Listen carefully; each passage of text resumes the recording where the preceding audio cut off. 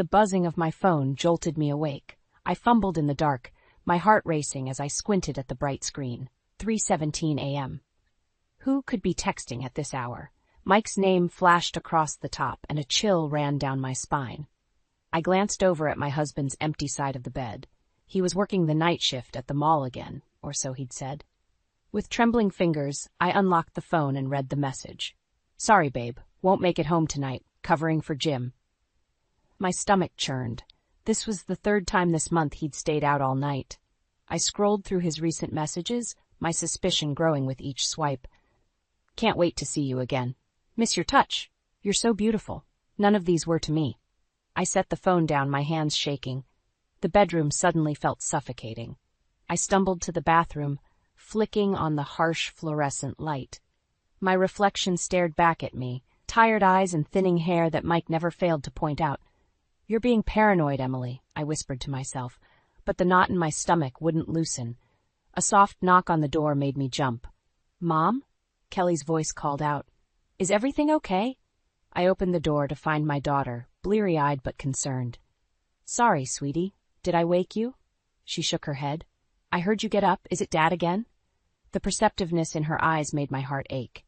At 18, she shouldn't have to worry about her parents' marriage. I forced a smile. "It's nothing, honey. Go back to bed." Kelly hesitated, then said, "Mom, there's something I need to tell you about Dad." My breath caught in my throat. "What is it?" She bit her lip, looking torn. I saw him yesterday, at the coffee shop near the mall. He was with someone." "A coworker?" I asked, clinging to hope. Kelly shook her head slowly. "It was a woman I've never seen before. They looked close." The room spun around me. I gripped the doorframe to steady myself. "Are you sure?" "I'm sorry, Mom. I didn't want to say anything, but after seeing his text." She gestured towards the phone on my nightstand. I took a deep breath, trying to process this information. "Thank you for telling me, Kelly. We'll figure this out, okay?" She nodded, giving me a quick hug before retreating to her room. I sank onto the bed, my mind racing. After 20 years of marriage, could Mike really be cheating on me? I thought back to our arranged marriage, orchestrated by our parents who thought we'd be a perfect match. Mike, the charming janitor with big dreams, and me, the dedicated nurse. We'd made it work, or so I thought. The first rays of sunlight were peeking through the curtains when I heard the front door open. Mike's heavy footsteps echoed through the house. I steeled myself, determined to confront him. He appeared in the doorway, looking surprised to see me awake. "Emily, what are you doing up so early?" I held up his phone, my voice steadier than I felt. "Care to explain these messages, Mike?" His face paled, then quickly morphed into a mask of innocence. "What messages? You know I hate when you go through my phone." "Don't turn this around on me," I snapped. "Who is she?" Mike's jaw clenched. "It's nothing, just a friend." "A friend you can't wait to see again? A friend you miss touching?" My voice cracked, betraying my hurt. He ran a hand through his hair, frustration evident. "Look, Emily, it's not what you think. You're overreacting as usual." "As usual?" I stood up, anger replacing my sadness. "You mean like how I overreact when you constantly criticize my appearance? My thinning hair?" Mike's eyes narrowed. "Maybe if you took better care of yourself." "Stop," I cut him off. "Just stop. I want the truth, Mike. Are you having an affair?" The silence that followed was deafening. Mike's gaze dropped to the floor, and in that moment, I knew. My world shattered, leaving me standing amidst the ruins of our marriage, wondering how I'd ever put the pieces back together. The hospital corridors felt colder than usual as I made my rounds. My mind kept drifting back to Mike's half-hearted denials and the look in his eyes when I confronted him. I shook my head, trying to focus on my patients. They deserved better than a distracted nurse. "Emily?" Dr. Patel's voice snapped me back to reality. "Are you all right? You seem a bit off today." I forced a smile. "I'm fine, just a bit tired. What can I do for you?" He handed me a chart. "Mrs. Well Johnson in 305 needs her meds, and Emily, if you need to talk, my door's always open." I nodded gratefully and headed to Mrs. Johnson's room. As I administered her medication, she studied me with wise, wrinkled eyes. "Trouble at home, dear?" she asked softly. I hesitated, then sighed. "Is it that obvious?" She patted my hand. "When you've been around as long as I have, you learn to read people. Don't let it dim your light, honey." Her words struck a chord. How long had I been letting Mike dim my light? I thought back to the early days of our marriage. He'd been so charming then, full of big dreams.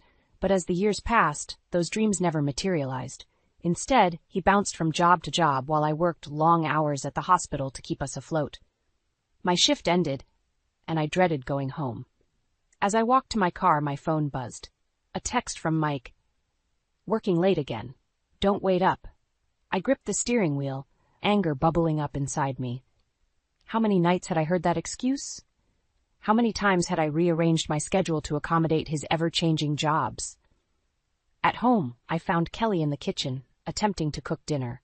The smell of burnt pasta filled the air. "Oh, Mom," she exclaimed. "I wanted to surprise you, but I think I messed up." I couldn't help but laugh.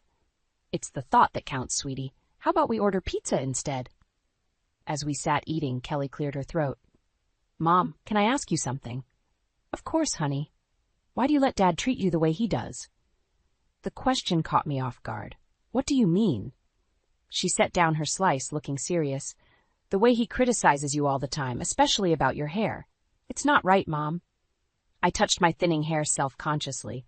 Mike's voice echoed in my head. "You're letting yourself go, Emily. No wonder I have to work so hard to look at you."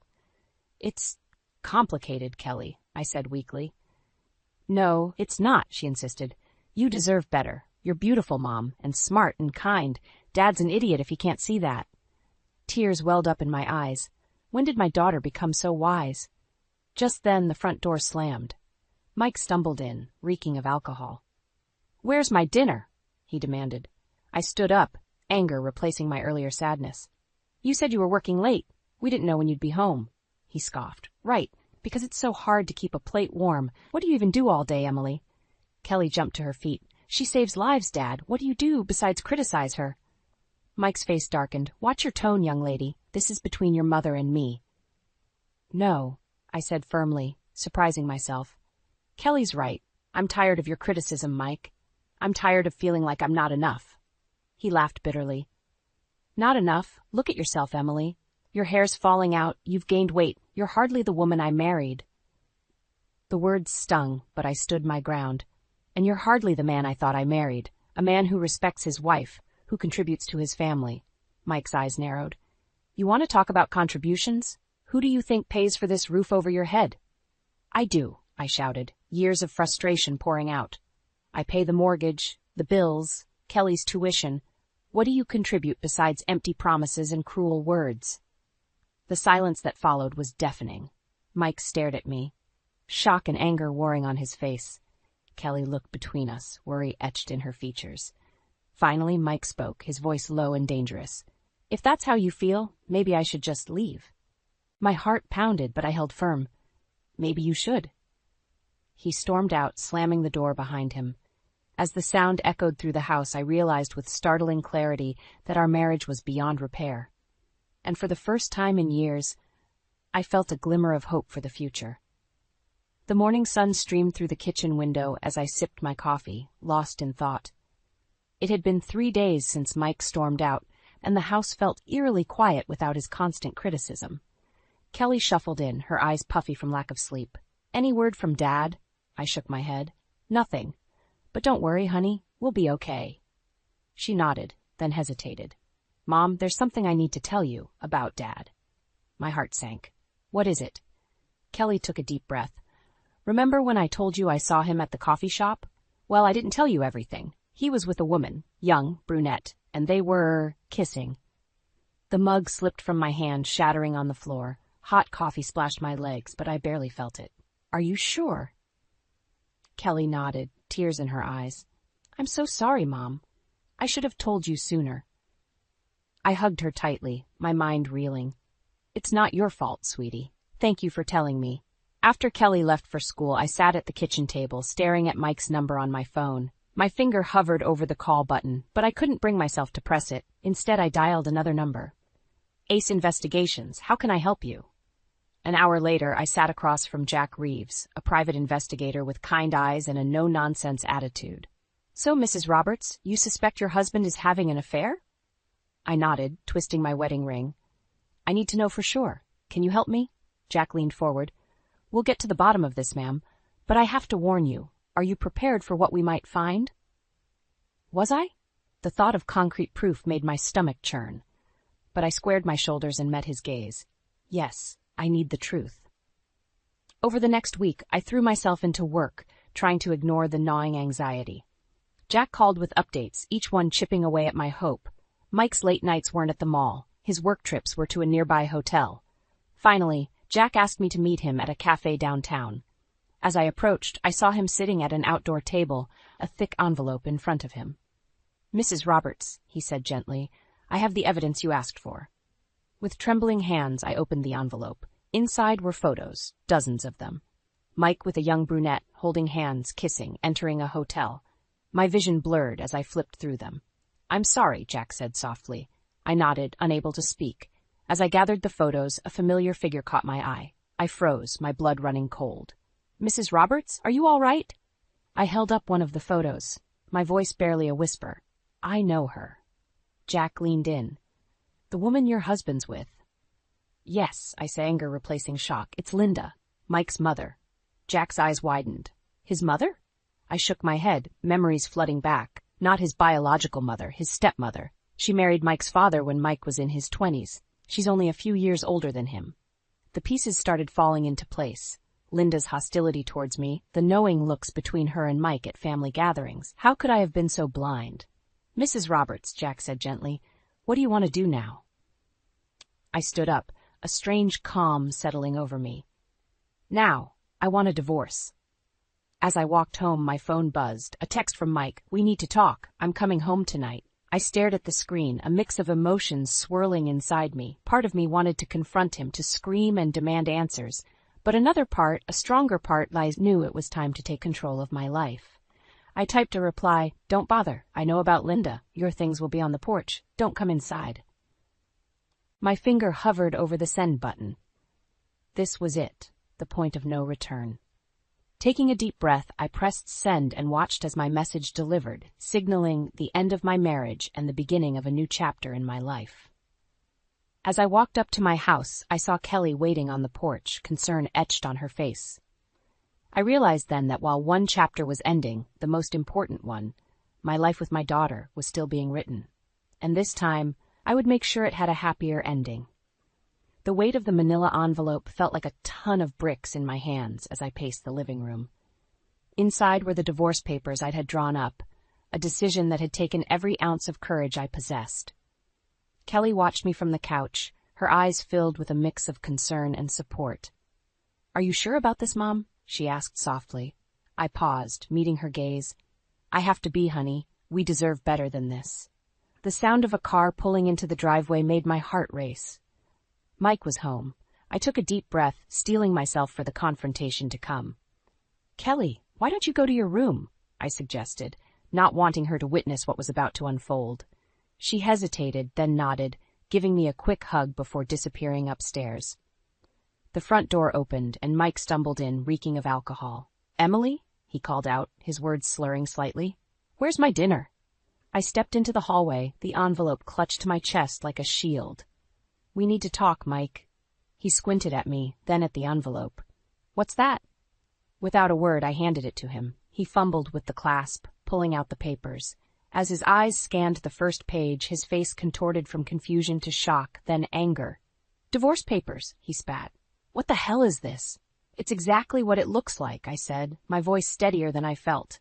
"I want a divorce." Mike laughed bitterly. "You can't be serious, after everything I've done for you?" "Everything you've done?" I echoed, disbelief coloring my tone. "You mean the lies, the affairs, the constant criticism?" His eyes narrowed. "Affairs? What are you talking about?" I pulled out my phone, bringing up the photos the private investigator had sent me. "I know about Linda, Mike. Your stepmother? Really?" The color drained from his face as I showed him the evidence. For a moment, he looked like he might crumple, but then his expression hardened. "You had me followed?" he growled. "You invaded my privacy?" "Don't you dare turn this around on me," I shot back. "You've been cheating on me with your stepmother. You've made me feel worthless for years. It ends now." Mike's fist slammed against the wall, making me flinch. "You can't do this to me, Emily. I was going to leave you after retirement, take my pension and start over. You're ruining everything." His words hit me like a slap in the face. You were planning to leave me? After all these years? He sneered. Look at you. Your hair's falling out. You've let yourself go. Did you really think I'd stick around forever? Something snapped inside me. Years of pent-up anger and hurt came pouring out. I've supported us for years while you jumped from job to job. I've raised our daughter, paid our bills, and put up with your abuse. No more, Mike. It's over. You'll regret this. He snarled, crumpling the divorce papers in his fist. I'll make sure you don't get a penny. I stood my ground, meeting his gaze. Try it. I have evidence of your affair, your financial negligence. Do you really want to take this to court? For a moment, fear flashed in his eyes. Then, without another word, he stormed out, slamming the door behind him. I sank to the floor, my legs giving out as the adrenaline faded. Kelly appeared at the top of the stairs, tears in her eyes. Mom? She called softly. Are you okay? I looked up at her, managing a small smile. I will be, honey. We both will be. As Kelly came down to sit beside me, I realized that this wasn't just the end of my marriage. It was the beginning of a new chapter for both of us. One where we wouldn't let anyone make us feel small ever again. What happens now? Kelly asked, leaning her head on my shoulder. I wrapped my arm around her, feeling a newfound strength coursing through me. Now, we rebuild. Together. The shrill ring of my phone jolted me awake. Squinting at the clock, I saw it was barely 5 a.m. My heart raced as I answered, Hello? Emily. It's Carol, your mother-in-law. Her voice was tight with worry. Mike's here. He's not in a good state. I sat up, fully alert now. What do you mean? He's drunk, ranting about divorce papers and how you're trying to ruin him. Emily, what's going on? I took a deep breath, steeling myself. Carol, I'm sorry you're caught in the middle of this. Mike's been having an affair with Linda. The silence on the other end was deafening. Finally, Carol spoke, her voice barely a whisper. Linda? His stepmother? Yes, I confirmed, the word tasting bitter on my tongue. I have proof. I'm filing for divorce. Carol's sharp intake of breath was audible. Oh, Emily, I don't know what to say. You don't have to say anything, I assured her. This isn't your fault. He wants to talk to you, Carol said suddenly. He's demanding it. Should I put him on? My instinct was to refuse, but something made me hesitate. Okay, I heard myself say. Mike's voice came through, slurred and angry. Emily, you can't do this to me. I'll fight you every step of the way. Mike, it's over, I said firmly. We both know it. You think you can just throw me away? He snarled. After everything? I made you who you are. His words hit me like a physical blow. For a moment I was that insecure young woman again, desperate for his approval. But then I thought of Kelly, of the strength I'd found in standing up to him. No, Mike, I said, my voice steady. I made myself who I am, despite you, not because of you. He laughed bitterly. You're nothing without me, Emily. Your thinning hair, I cut him off. Goodbye, Mike. Don't call again unless it's through our lawyers. I ended the call, my hands shaking. As I set the phone down, I caught sight of my reflection in the mirror. My hair, the source of so much of Mike's criticism, seemed to mock me. Without thinking, I grabbed a pair of scissors from my dresser. Strand by strand, I began to cut. With each snip, I felt a weight lifting. By the time Kelly found me, tear-streaked and surrounded by fallen hair, I felt lighter than I had in years. Mom? Kelly's voice was filled with concern. What happened? I turned to her, managing a small smile. I'm taking control, honey. No more letting your father's words define me. Kelly's eyes widened, then softened with understanding. She grabbed another pair of scissors. Let me help you even it out. As we worked together, I filled Kelly in on Mike's call. Her jaw clenched with anger, but she remained focused on the task at hand. You know, she said, as she trimmed the back of my hair, Aunt Sarah went through something similar with her ex. She said the hardest part was facing everyone after. I hadn't thought about that. The idea of facing our friends, our extended family, filled me with dread. But then I caught sight of my new reflection, shorter hair, tear-stained cheeks, but eyes bright with determination. We'll face them together, I said, squeezing Kelly's hand. Just then, my phone buzzed with a text. It was from Linda. We need to talk. Meet me at the cafe on 5th at noon. My stomach churned. Part of me wanted to ignore it, to cut all ties with that part of my life. But another part, the part that had found the strength to stand up to Mike, knew this was a conversation I needed to have. I showed Kelly the text. What do you think? She studied it for a moment, then looked at me with a mix of concern and pride. "I think you should go, Mom. You deserve answers." I nodded, feeling a strange calm settle over me. This meeting with Linda could go 1,000 different ways, but for the first time in years, I felt ready to face whatever came my way. As I got ready to leave, I caught my reflection one last time. The woman staring back at me wasn't perfect. Her hair was uneven, her eyes tired, but I was strong. But she was ready. I was ready. The cafe bustled with the lunch crowd as I sat across from Linda, my soon-to-be ex-mother-in-law, and the woman who'd been having an affair with my husband. The irony wasn't lost on me. "Emily," Linda began, her voice low, "I know you must hate me." I stared at her, my emotions a tangled mess. "Hate is too simple a word for what I feel, Linda." She nodded, looking down at her untouched coffee. "I understand, but there's something you need to know about Mike, something that might affect your divorce settlement." My guard went up immediately. "What are you talking about?" Linda took a deep breath. "Mike's in debt, serious debt. He's been gambling, Emily, for years."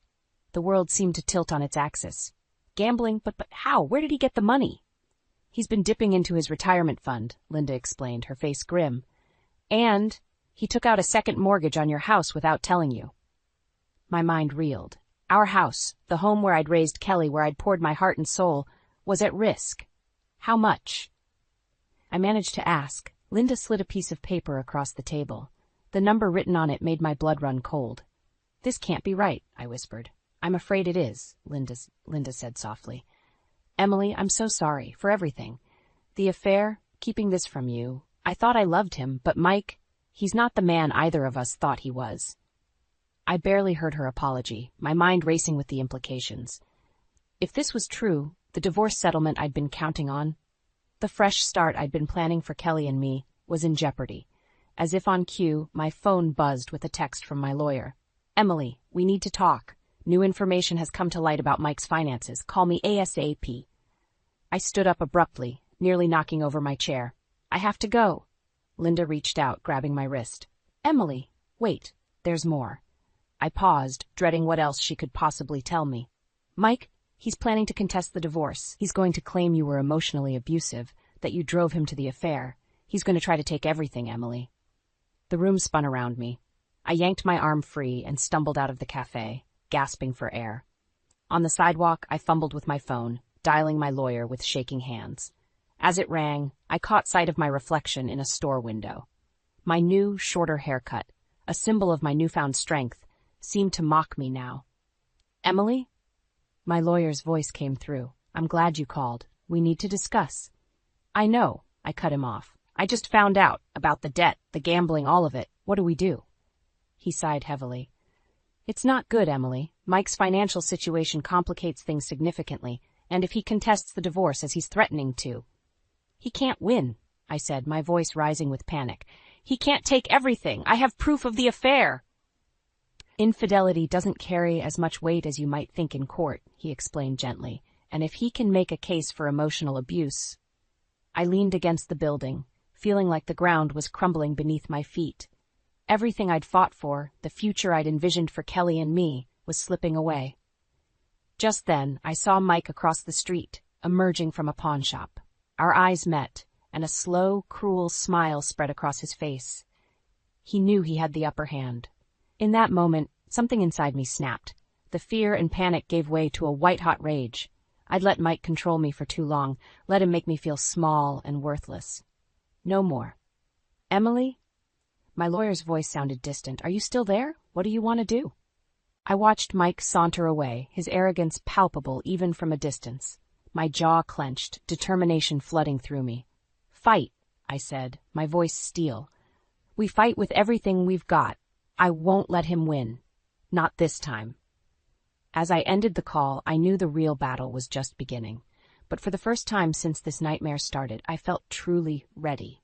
Mike might think he held all the cards, but he was about to learn that he'd underestimated me for the last time. The bridal shop's bell chimed as Kelly twirled in her wedding gown, her face radiant with joy. My heart swelled with pride and love, momentarily pushing aside the storm of the ongoing divorce battle.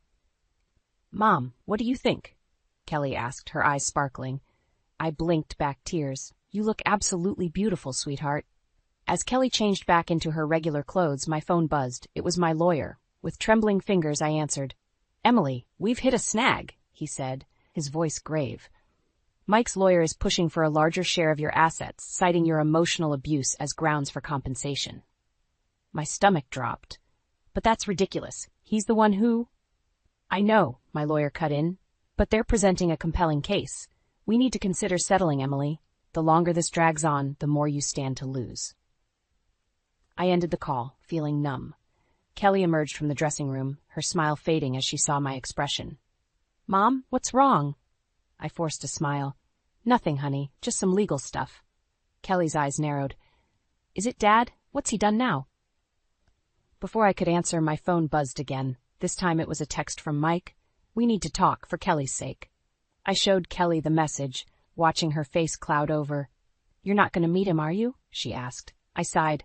"I think I have to, sweetie, for the sake of ending this nightmare." Kelly grabbed my hand. "Then I'm coming with you."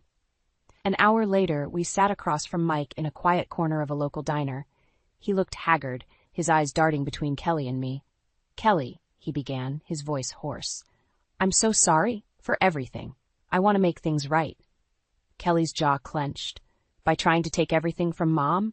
By lying about her in court?" Mike flinched. "It's complicated, honey. Your mother." "Don't you dare," I cut in, my voice low and dangerous. "Don't you dare try to turn her against me." Mike's eyes hardened. "Fine, let's cut to the chase. I want to come to the wedding, Emily. It's my right as her father." Kelly stood up abruptly. "No, absolutely not." "Kelly, please," Mike pleaded.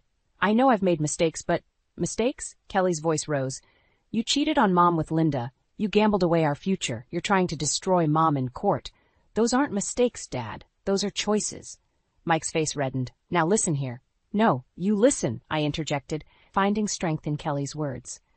"You've made your choices, Mike. Now live with them. You're not coming to the wedding. You're not getting more than you deserve in the divorce, and you're certainly not going to bully us anymore." Mike's hand slammed on the table. "You can't do this to me. I'll fight you every step of the way." "You'll what?" Kelly challenged. "Tell more lies, gamble away more money. Face it, Dad, you've lost, not just the divorce, but us." With that, Kelly stormed out of the diner. I stood to follow her, but Mike grabbed my arm. "Emily, please," he begged, his voice breaking. "Don't let it end like this. We can start over, be a family again." For a moment, I saw a flicker of the man I'd once loved. But then I remembered the years of criticism, the affair, the lies. I gently removed his hand. "Goodbye, Mike," I said softly. "I hope you find peace." As I walked out of the diner, I felt a weight lift from my shoulders. The battle wasn't over. There were still legal hurdles to overcome, but for the first time, I truly believed I would win. Outside, I found Kelly leaning against my car, tears streaming down her face. I pulled her into a tight hug. "I'm so proud of you," I whispered. Kelly pulled back, wiping her eyes. "I'm proud of us, Mom. We're going to be okay, aren't we?" I nodded, a genuine smile spreading across my face. "Yes, sweetheart, we're going to be more than okay." As we drove home, I realized that this wasn't just about winning the divorce or outsmarting Mike. It was about reclaiming our lives, our happiness. And with Kelly by my side, I knew we could face anything that came our way. The road ahead might be challenging, but for the first time in years, I was excited to see where it would lead us. The gentle breeze carried the scent of roses as I stood in the garden, watching Kelly and her new husband, James, share their first dance as a married couple. The soft melody of their chosen song drifted through the air, and I found myself swaying slightly, a contented smile on my face. It had been a year since the divorce was finalized, a year of rebuilding and rediscovering myself. The legal battle had been brutal, but in the end, truth prevailed. Mike's lies unraveled in court, and his attempts to paint me as the villain backfired spectacularly. The judge saw through his deceit, and I walked away with a fair settlement and my dignity intact. As the dance ended, Kelly caught my eye and beckoned me over. I made my way through the crowd of well-wishers, accepting hugs and congratulations along the way. "Mom," Kelly beamed, pulling me into a tight embrace. "Can you believe it? I'm married." I laughed, blinking back tears of joy. "I can, sweetheart. You and James are perfect for each other." James grinned, wrapping an arm around Kelly's waist. "We have something for you, Emily," he said, reaching into his pocket. Kelly's eyes sparkled with excitement as James pulled out a small, beautifully wrapped package. "Go on, Mom, open it." With trembling fingers, I unwrapped the gift. Inside was a stunning silk scarf, its vibrant colors shimmering in the late afternoon sun. "It's beautiful," I breathed, running my fingers over the soft fabric.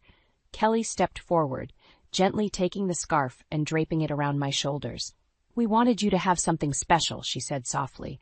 "Something to remind you how beautiful and strong you are." I touched the scarf, feeling a lump form in my throat. For so long, I had let Mike's cruel words about my thinning hair define me.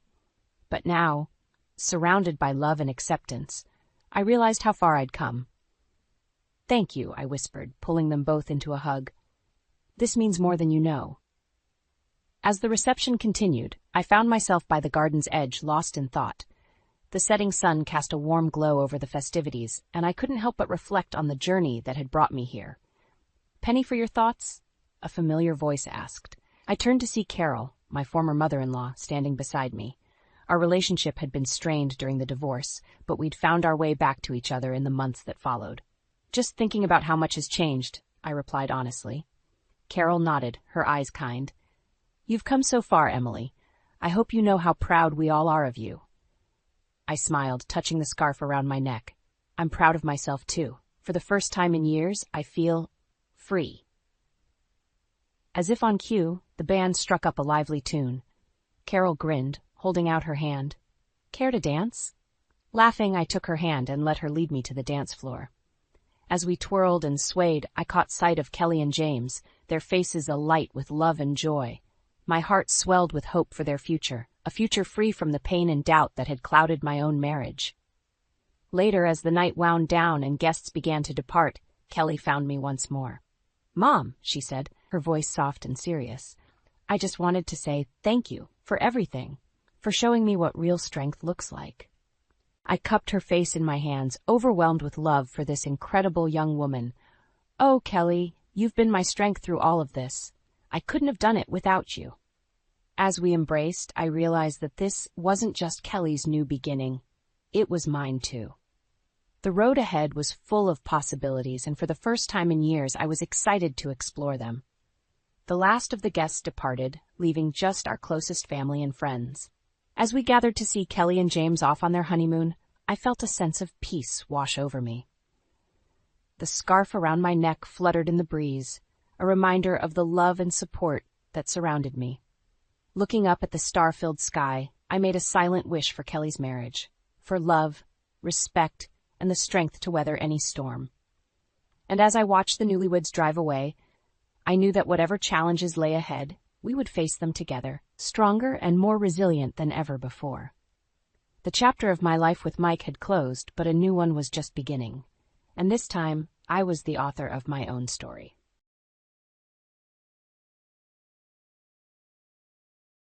I work at a big company, and I can earn enough for both of us, so don't worry, Eric said during our engagement.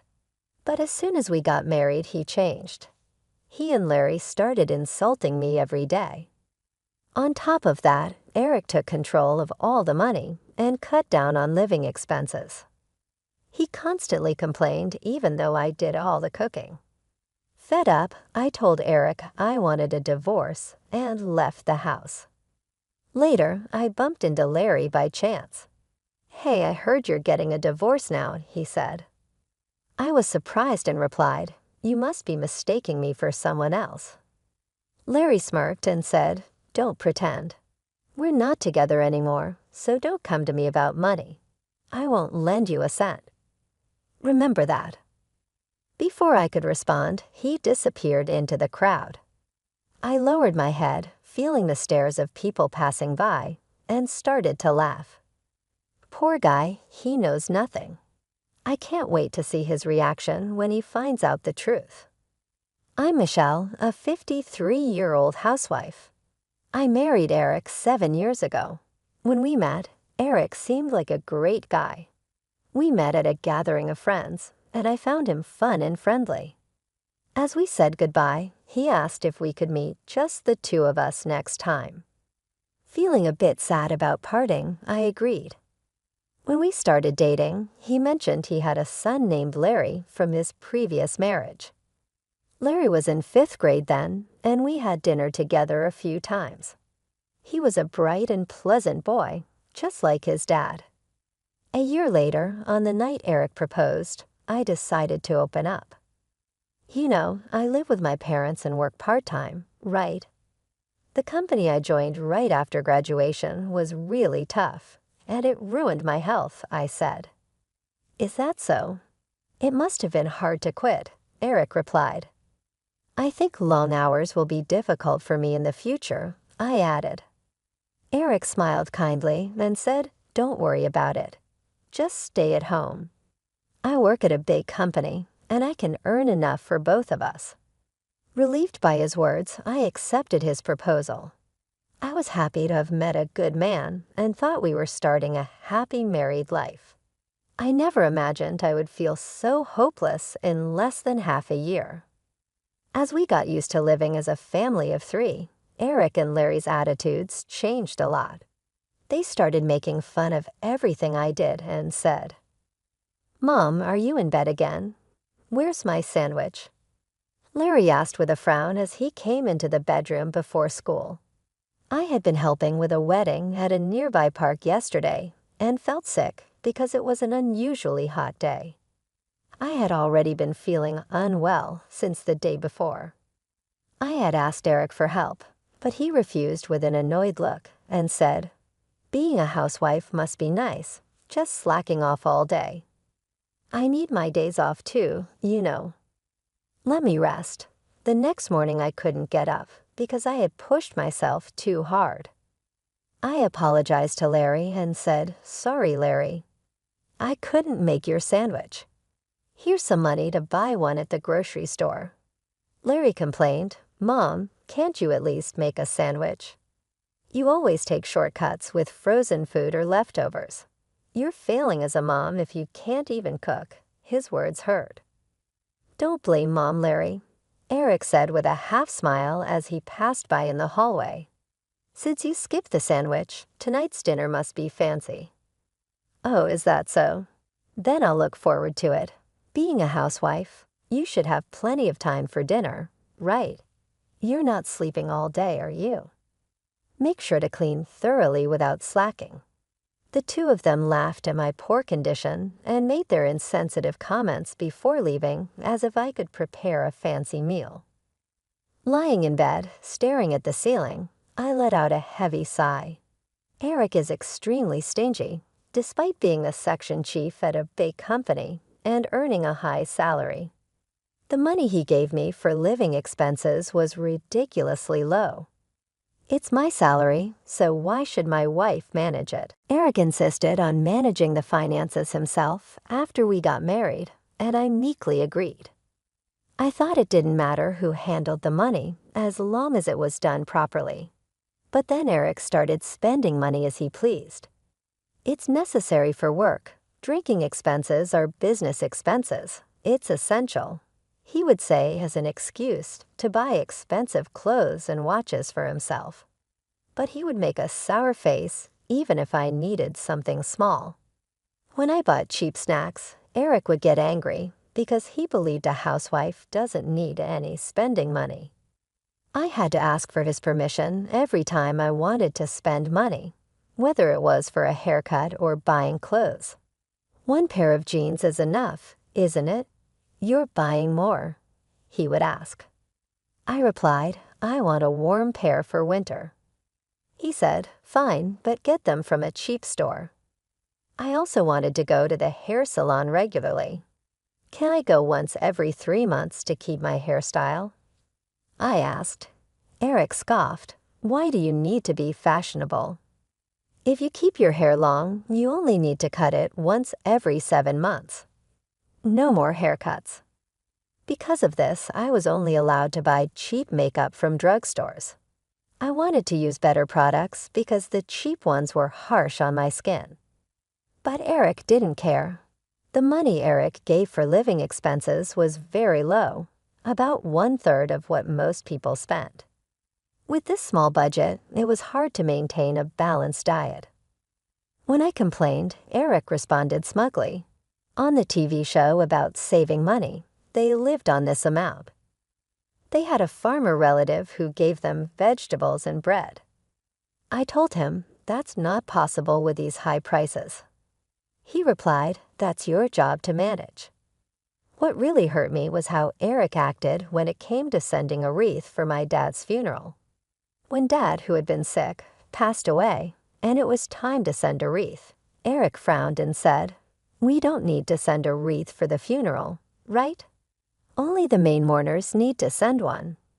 He suggested, "Use your savings. It's not my problem."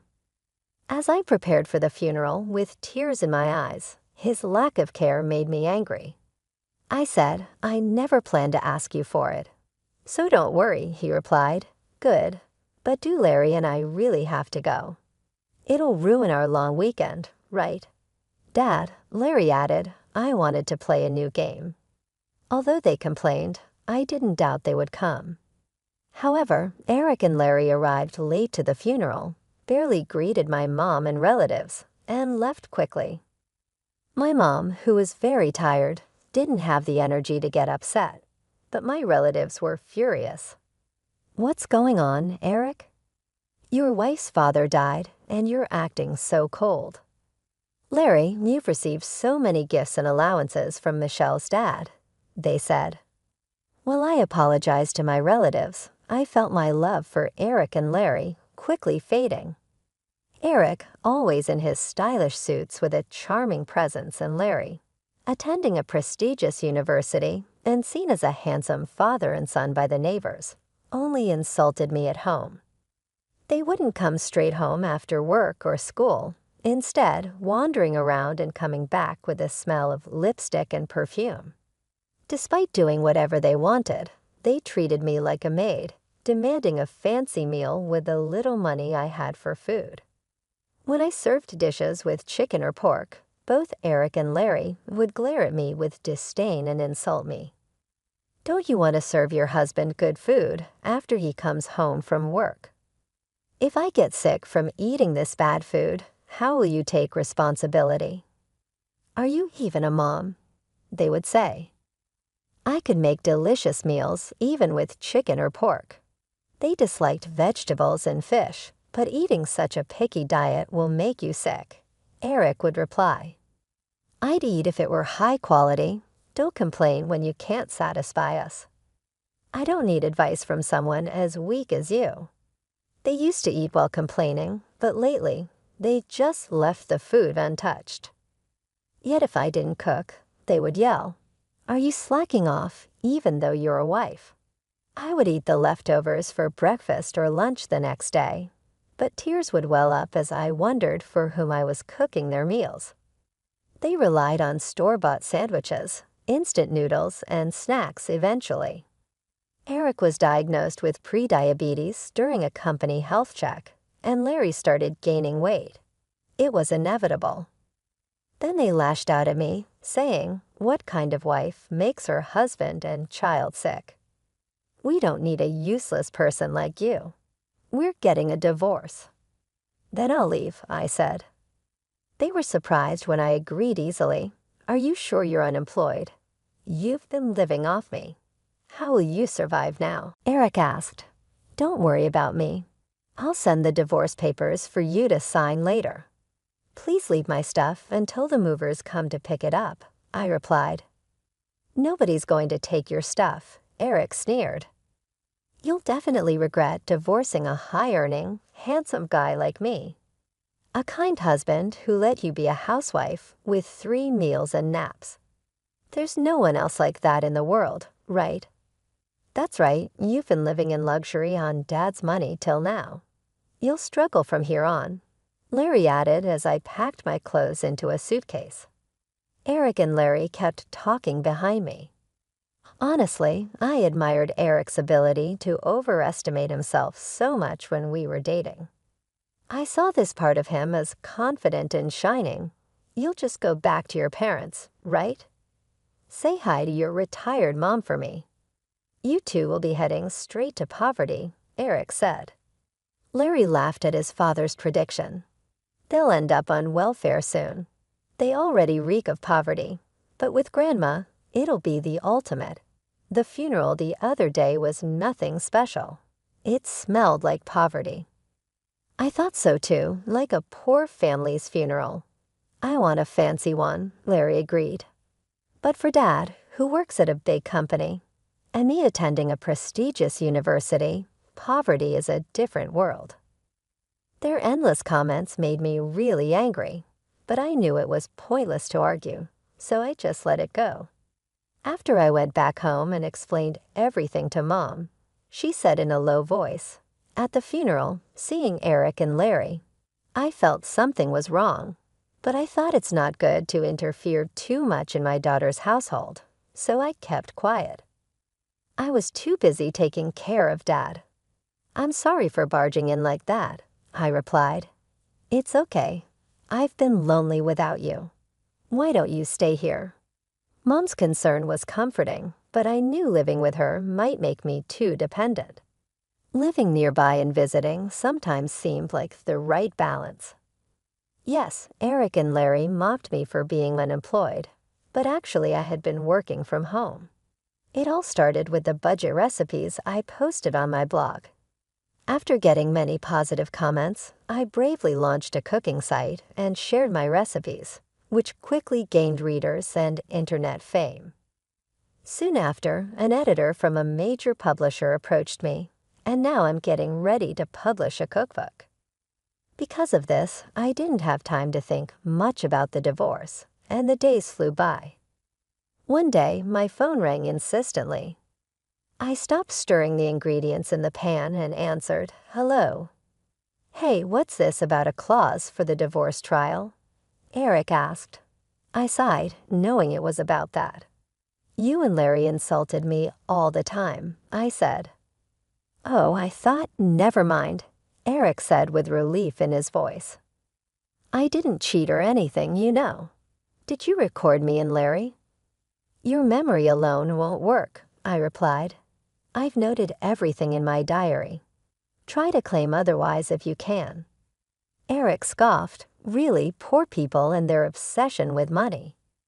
You're so stingy. If you think you can get a deposit for the divorce trial, go ahead."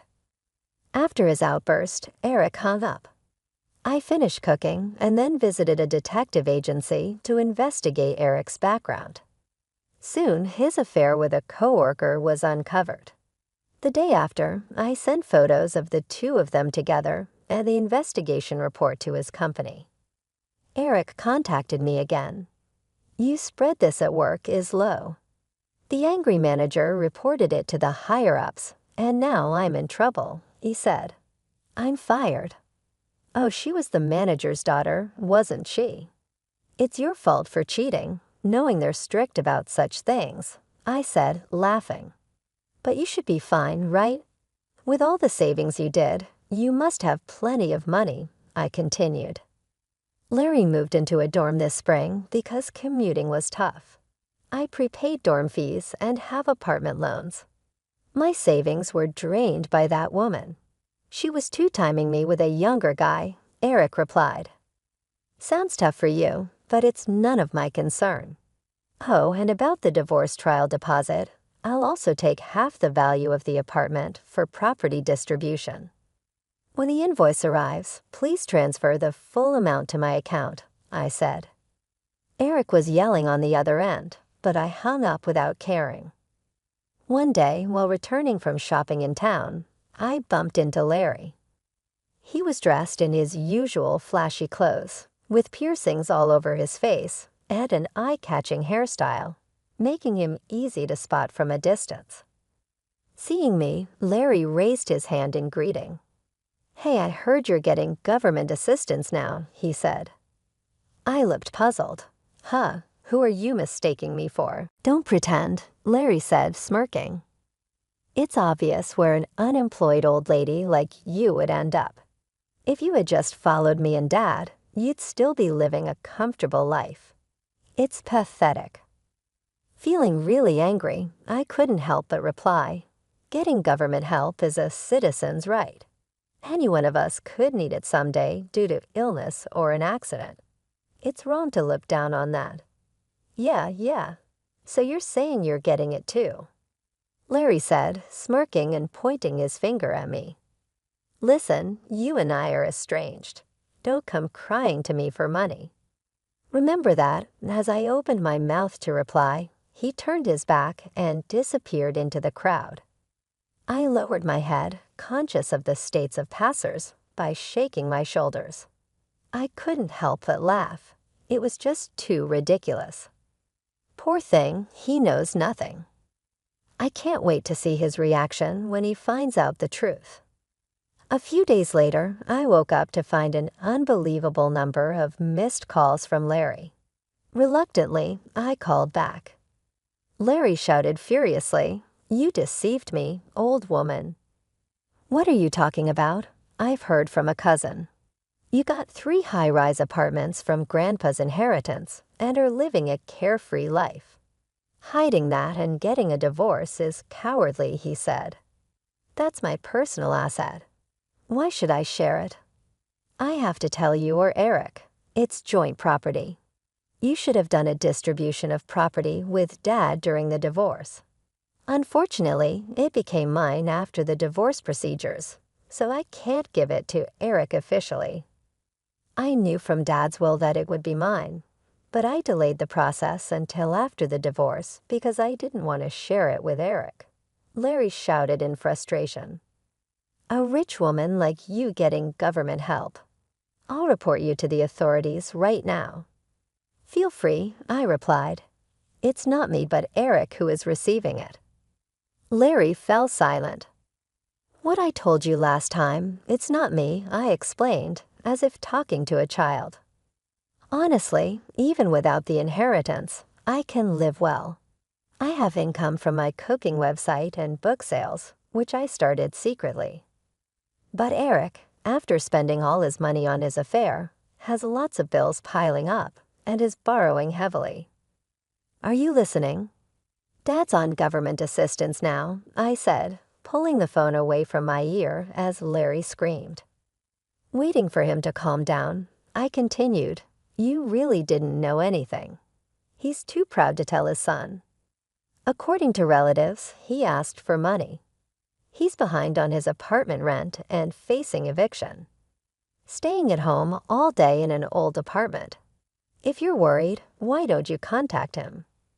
There was silence on the other end for a while. Then Larry said resentfully, "You're cold-hearted. After all Dad did for you, you have no intention of repaying him. If you have money, you should give some to Dad." "Why should I?" I said, "Since our marriage, it's been nothing but unpleasant memories. I don't feel like I owe them anything," I stated coldly. "If you're so concerned, why don't you, his son, lend him money? You're working part-time, after all." "I don't have savings." "The part-time pay goes to hanging out with friends and stuff," Larry said, suddenly evasive. I smirked. "You've been living quite lavishly for a student. Borrowing money to hang out at clubs is not a good idea." "How do you know that?" he asked. "The other day in town, I saw you from across the street after we parted. You met up with a girl at a club and went into a brand store arm in arm. Also, a club membership card was left at the house. Using my credit card for shopping without my permission is out of the question," Larry stammered. "That's unfair. You got high-rise apartments from Grandpa. Why don't I or Dad get a share? This is discrimination."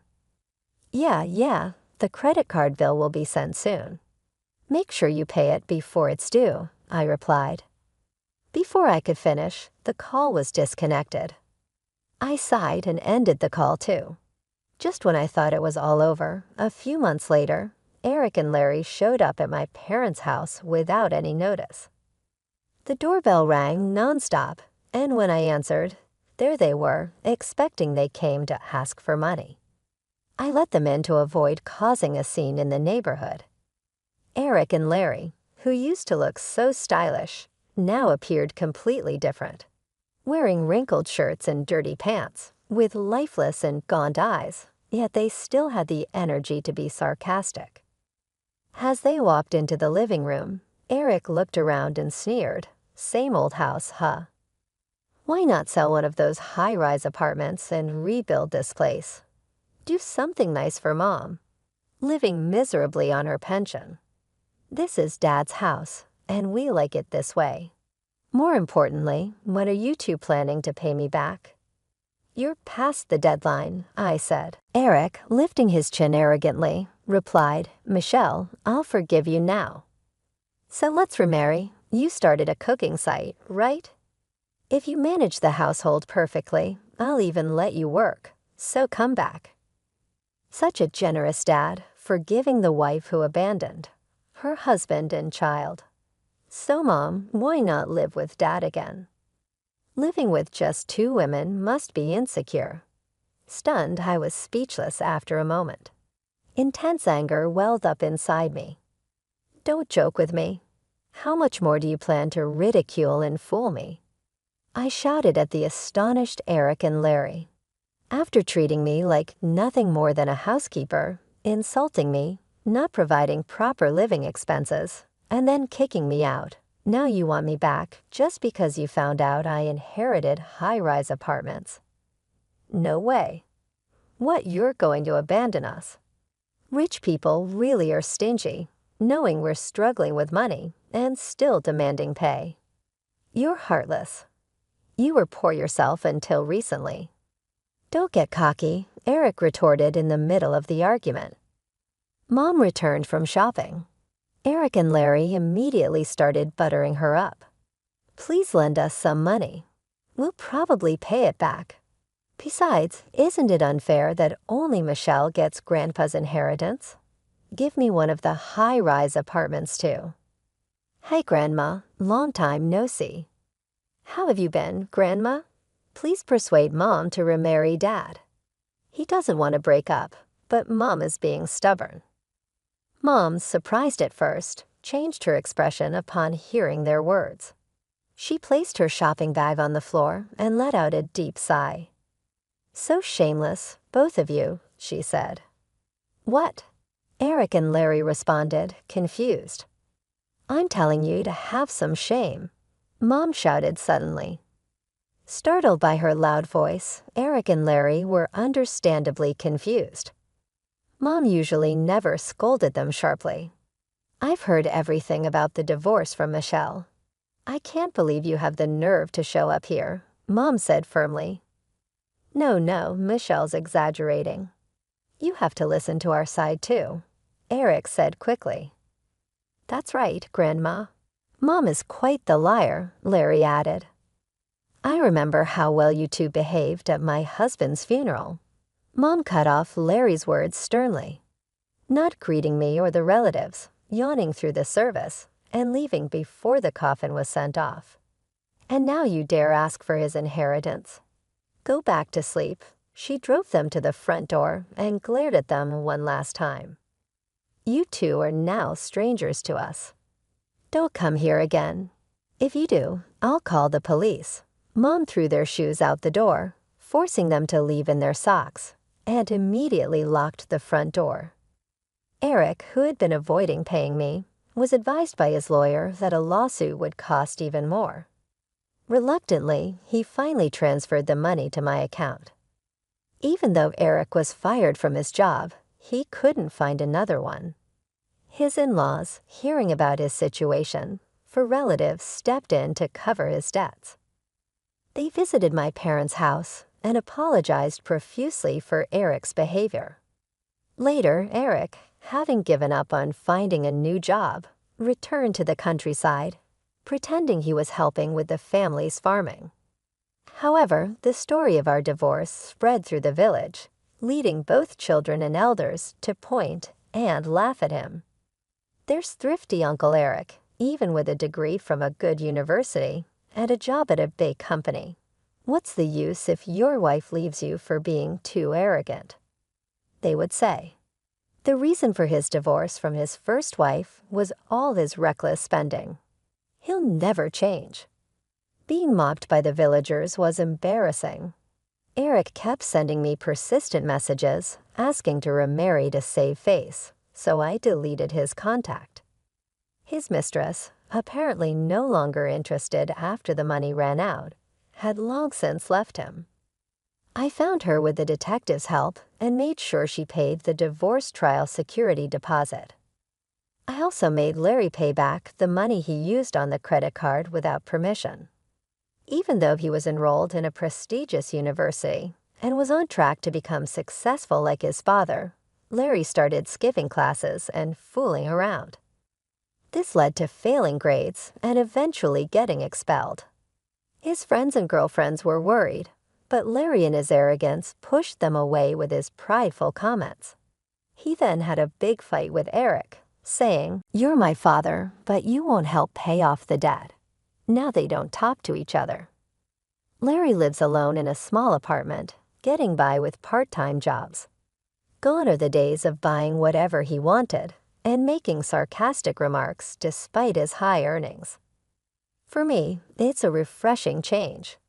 My cooking website is doing well, and I signed a book deal. I moved to the top floor of the high-rise apartment I inherited from Dad. Mom is still healthy at 75, and the high-rise is close to our family home, so it's convenient if she needs anything. I'm planning a surprise hot spring trip for Mom's upcoming birthday. Though my marriage didn't work out, I want to keep having a good relationship with Mom.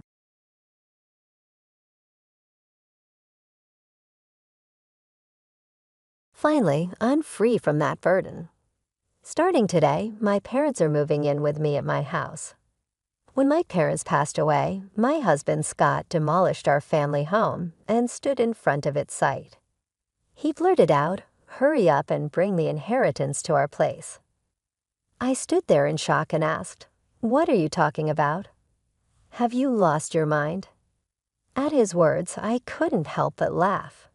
I realized what this was all about. "Why are you laughing? Don't you understand?" Scott and my in-laws looked at me puzzled. That's when I told them the truth. My name is Amy Jackson. I was born the eldest daughter of ordinary office worker parents. I have one brother, and we were a very normal family. I married Scott when I was 30, and we had 2 kids, balancing work and parenting. I suddenly found myself at 52. My son Eric and daughter Judy had grown up to be adults, each living on their own and starting their careers. Now was the time to relax with my husband. It was an ordinary life, but I was happy. I thought I would continue to age like this. But my simple life changed one winter day. My father was in a car accident and suddenly passed away. He was only 68 at the time. Our whole family was overwhelmed with grief, especially my mother, who was so depressed she couldn't even eat. "Mom, I know it's hard, but you have to eat," I told her again and again.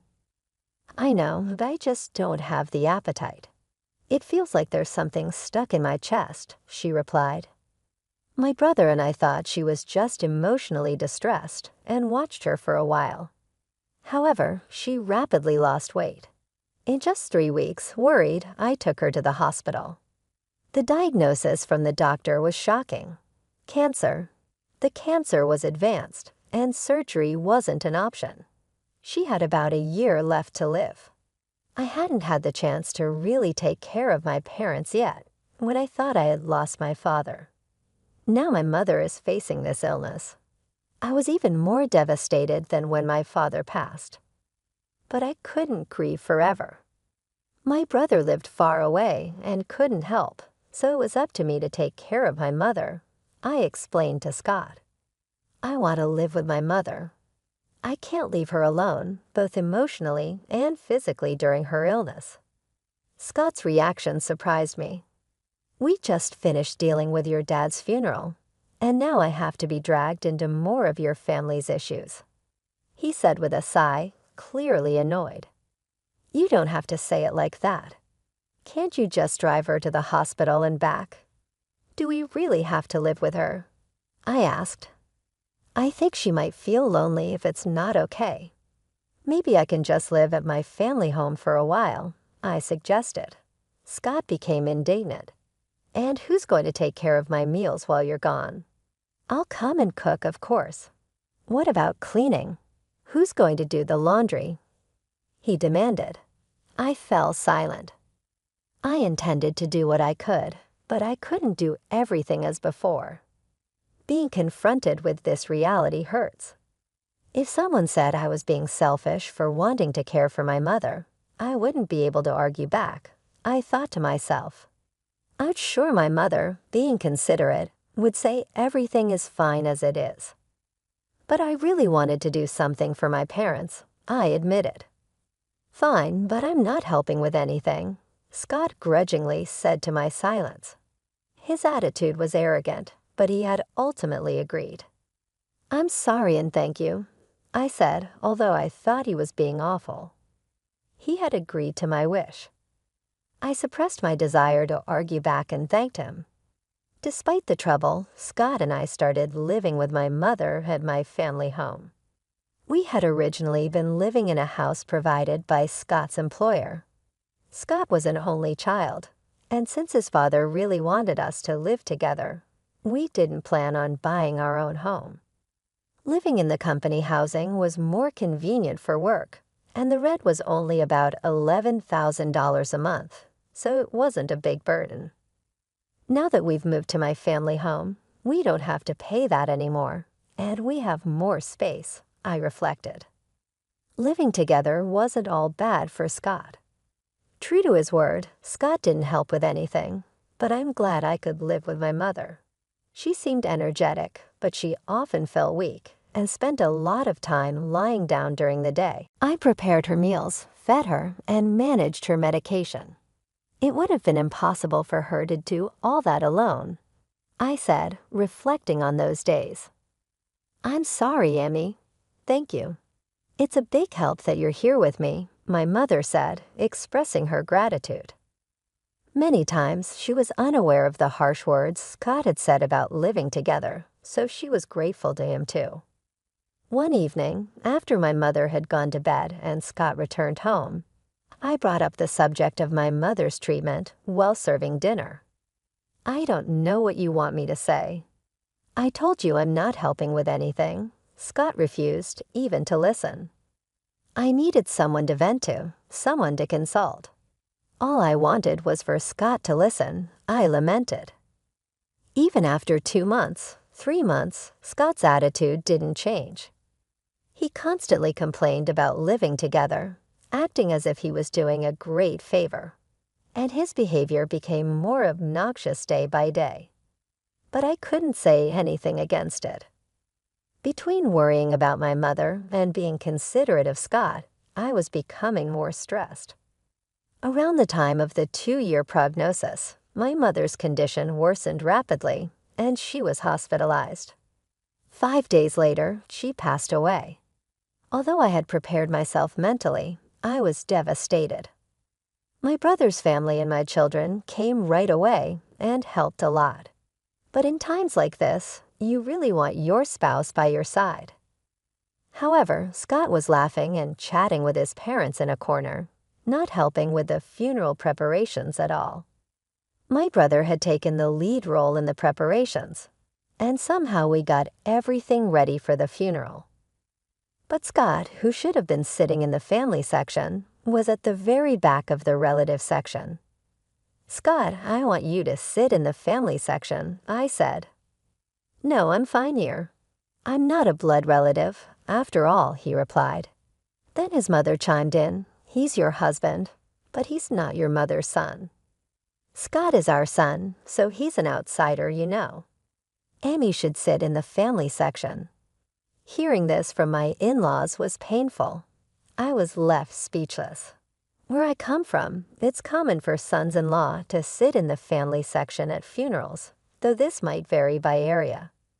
With Scott not in the family section, distant relatives started whispering, wondering if we had divorced. It's one thing for people to gossip, but all this could have been avoided if Scott had just sat there. Feeling a bit upset that Scott wasn't by my side, we still managed to see my mother off peacefully. After the funeral, my brother's family, my children, Scott, and his parents returned to my family home. "Thank you for coming, especially at such a busy time," I sent to my in-laws, offering them some tea. They laughed and replied, "Really, it's something. First your father, now your mother. These funeral expenses are a burden for us too, but at least that's the end of it." I was stunned by their words. What do they mean by that? I couldn't believe they would say such a thing. I forced a smile and excused myself. Then I overheard Scott talking with his parents. "It must have been tough for you, Scott, living with outsiders." "Yeah, dealing with Amy's whims was a pain. A husband shouldn't just follow his wife's demands. If you don't like something, you have every right to refuse," Scott said. I clenched my fists. Their voices laughing and chatting were unbearable. But this wasn't new. Scott's parents had always been insensitive and rude. When Scott and I got married, his mother said, "Couldn't you find someone more attractive?" "I can't expect much for grandchildren," I recalled bitterly. "They say beauty gets boring after 3 days. With Amy, you won't get bored." Scott just laughed, reflecting back. Neither Scott nor his parents had said a single comforting word to me, either at my father's funeral or after my mother's passing. Instead, they ridiculed me. I had felt sorry for imposing on Scott, but now I questioned his behavior as a person. I had been too concerned about Scott while just wanting to do right by my mother. I realized I shouldn't have felt so guilty toward Scott, especially since he wasn't supportive. Still simmering in anger, Scott and his parents continued to laugh and chat in another room. If my brother's family and my kids had heard them, they would have been upset, but fortunately, they were in the kitchen. I was relieved to be the only one who heard Scott and his parents' conversation. Then my mother-in-law spoke up. "Amy," she called. "Yes," I replied, startled. "Can I have this?" she asked. Holding my mother's purse, confused, I stammered, "Oh, well, your mother won't be needing it anymore, right?" Scott suggested, "Take it home. Maybe I'll just keep it," she said, holding up the purse and inspecting it. I couldn't believe her audacity, especially right after the funeral. I took the purse from her and said firmly, "No, you can't." Her expression changed, not because of the purse, but because I, her daughter-in-law, stood up to her. Yet I stood my ground. "We're not ready to sort through my mother's belongings yet. We'll distribute her keepsakes among the family later." My mother-in-law turned red with anger. "What do you mean? Are you saying I'm an outsider? You said earlier at the funeral that even Scott was an outsider to my mother. How come Scott is an outsider, but your family isn't?" I retorted. Hearing this, Scott and his father also turned red. "What are you saying? Apologize to Mom. How disrespectful of a daughter-in-law to talk like that." Their commotion drew everyone from the other room.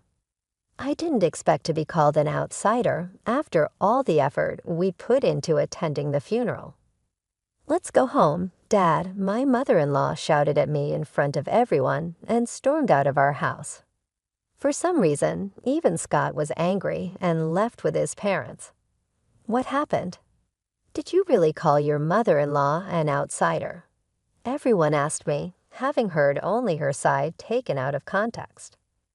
It might have seemed like I was the one being harsh, but I explained the situation to everyone, and not a single person blamed me.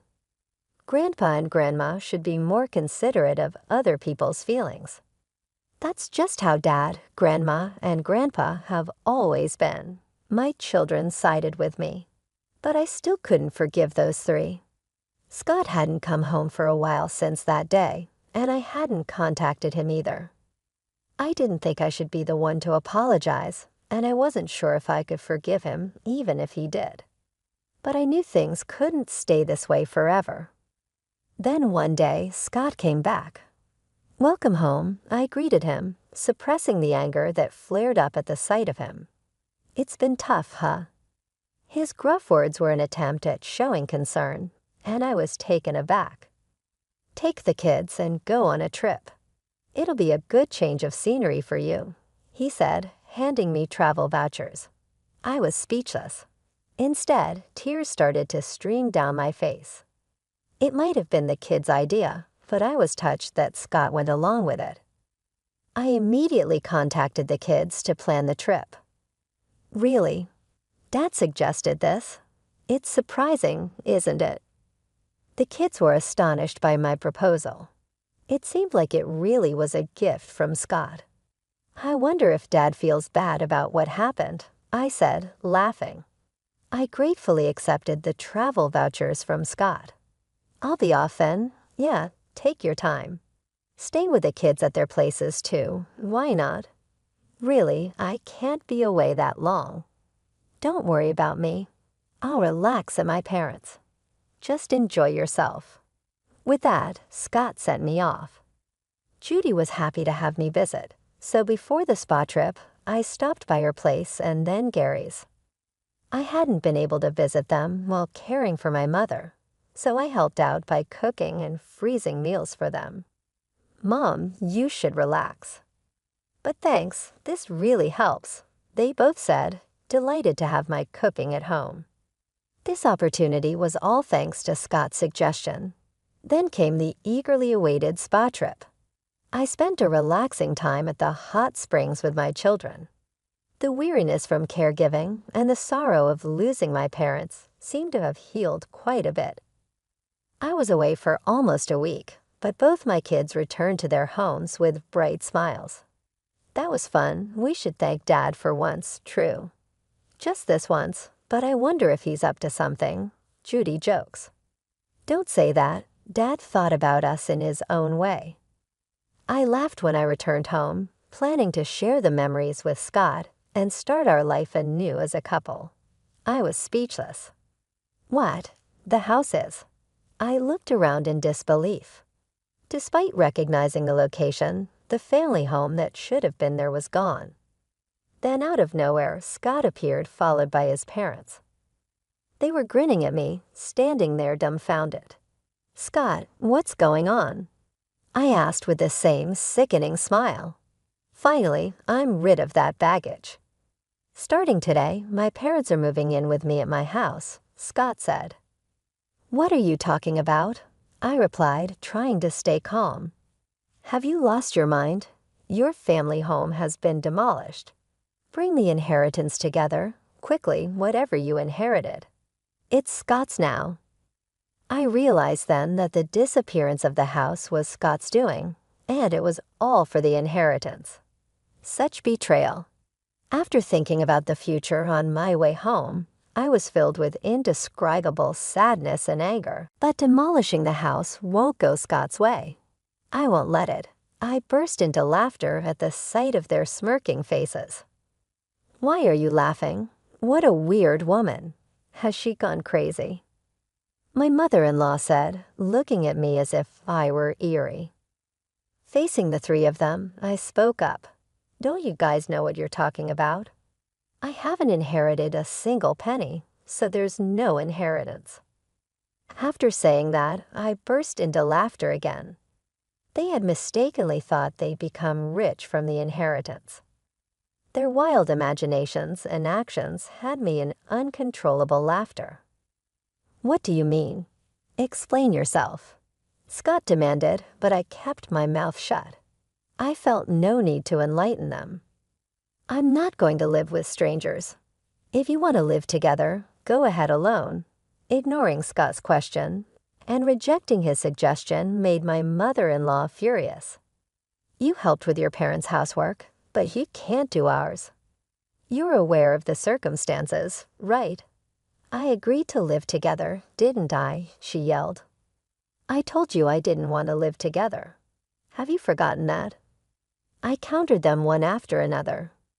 Also, demolishing the family home like that, there are things you just shouldn't do.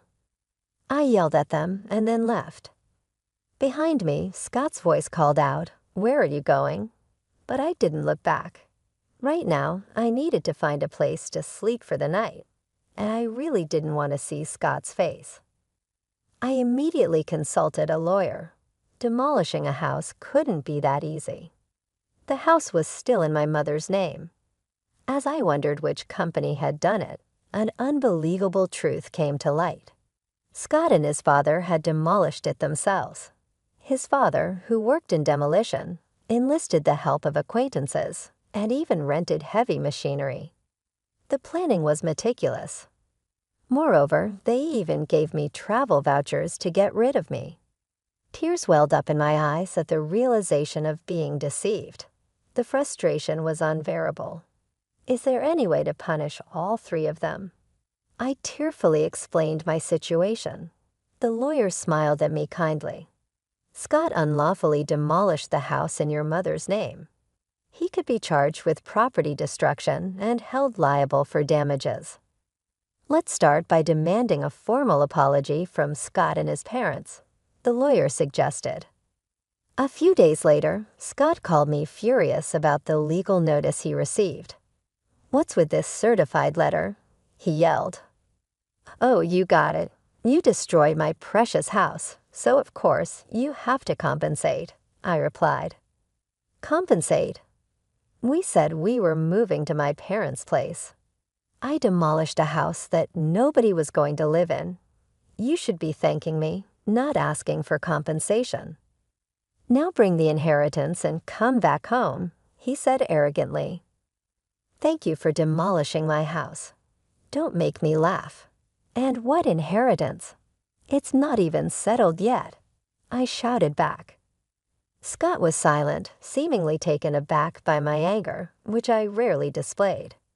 The reason I laughed when the house was demolished was exactly this. I had a whole year with my mother. It was obvious that we would discuss matters of inheritance. So I told my brother I didn't want anything and to give it all to him. As a result, he inherited all the cash and stocks. He insisted that I should have the house since he lived far away and couldn't manage it. If I wasn't going to live there, it could be rented out. That was the plan. Either you and your father restore the house to its original state or pay the amount specified in the letter. I was considering settling this amicably. "Well, fine. If you can't pay, I'll file a police report and sue you," I declared. "I'm sorry. I didn't think you'd get so angry," Scott said, starting to make excuses. "Of course I'm angry. What do you expect?" I snapped. Scott seemed to think that if my family home was gone, he wouldn't have to live with his parents. His father had always wanted to live together and had a fondness for it. Scott had refused to live together before, citing difficult commutes, but his parents thought I was the one against it. So he convinced them by demolishing my house and making it seem like I'd move in with them with the inheritance. But I couldn't forgive him after hearing such a thing. "Please give me a break." "I didn't mean any harm," Dad said too. "If he's truly sorry, then agree to the settlement," I said and hung up the phone. Scott kept calling and sending messages apologizing. "If you're sorry, just transfer the money," I pushed him away. I knew my childhood home couldn't be restored, but this was the only way I could deal with my unbearable feelings. I stayed at Judy's place. My brother's family and my children knew about the situation. Although my brother must have been angry about our house being demolished without his consent, he said, "I won't interfere, but I'll help in any way I can." "Do what you think is best, Amy."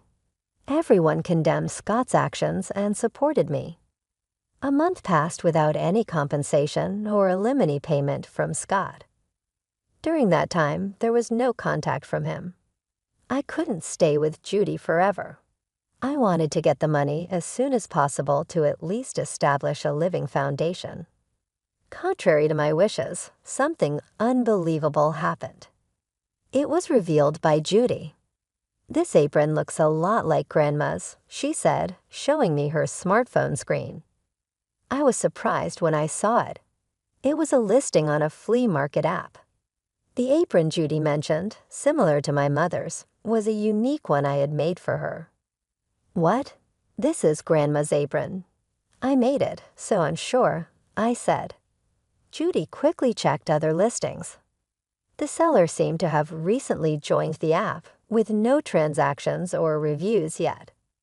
There were nearly 50 items listed, and to my horror, all of them belonged to my mother. I immediately realized it was Scott. He was the only one who could have taken my mother's belongings after demolishing the house. I called Scott right away.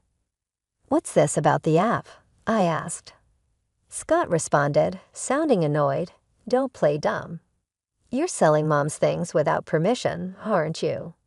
Cancel those listings right now," I demanded. Scott, sounding panicked, replied, "What? No, it wasn't me. Who else would do such a thing?" "I'm coming over right now to get everything back," I said and hung up. Then I immediately headed to Scott's parents' house with Judy. "Where are Mom's things?" I demanded as soon as we arrived, confronting Scott at the door. I don't know anything about it," he stuttered. "Tell the truth, Dad." Judy joined me in pressuring Scott. He seemed flustered. Scott's parents noticed our presence and came out. "Oh, Judy, you're here." Scott's mom greeted, smiling at the sight of her granddaughter. Angry Judy said, "Grandma, tell Dad to tell the truth." The truth. Grandma's belongings that passed away recently. "Dad seems to be selling them," Judy said. At Judy's words, Scott's mom burst into laughter. "Scott is selling them. That's impossible. I am the one selling them." I felt my blood run cold. Scott probably knew about it. With a look that almost said, "This is bad," he turned to his mother.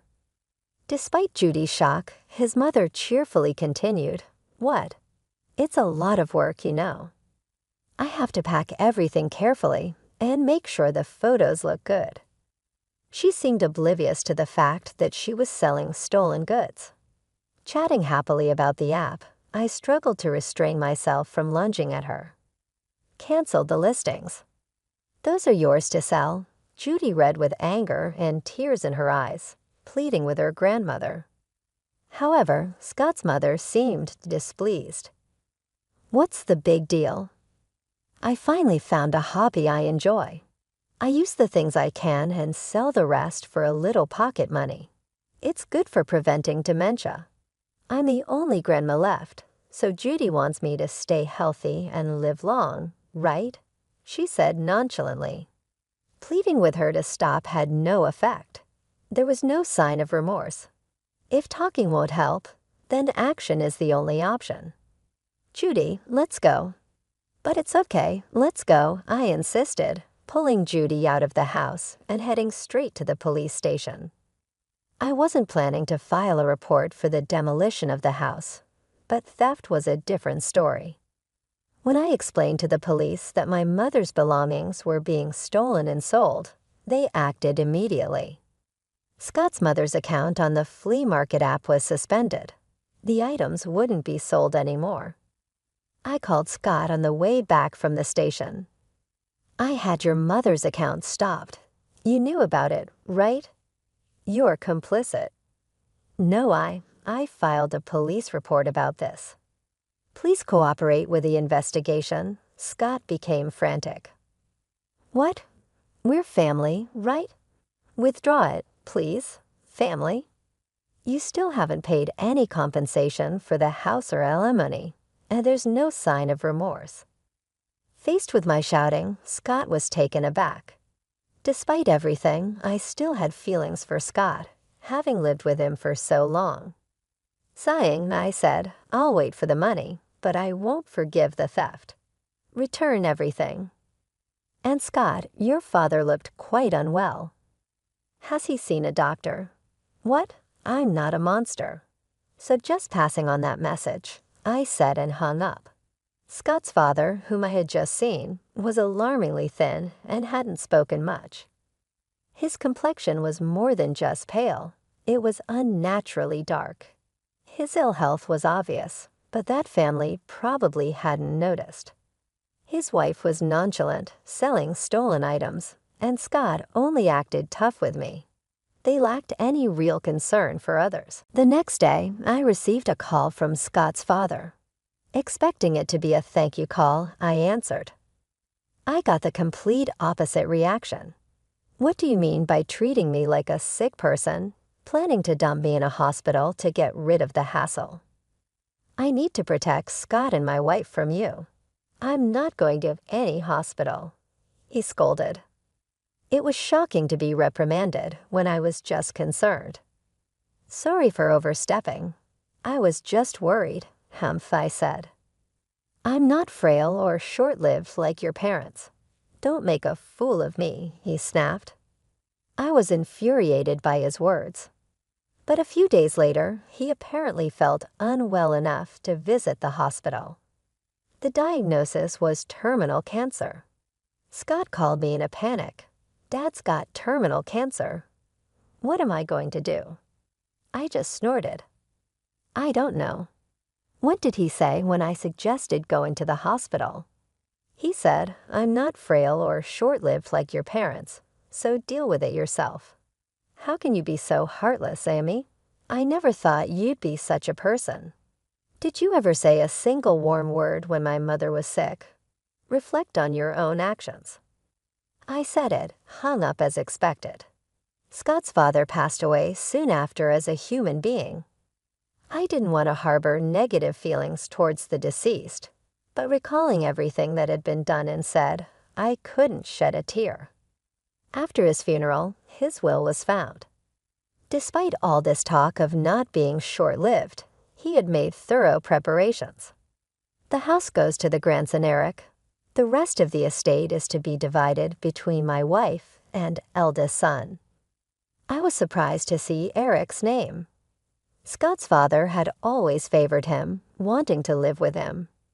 He must have wanted Eric to have the house even after his death. It was a nuisance for Eric to renounce the inheritance.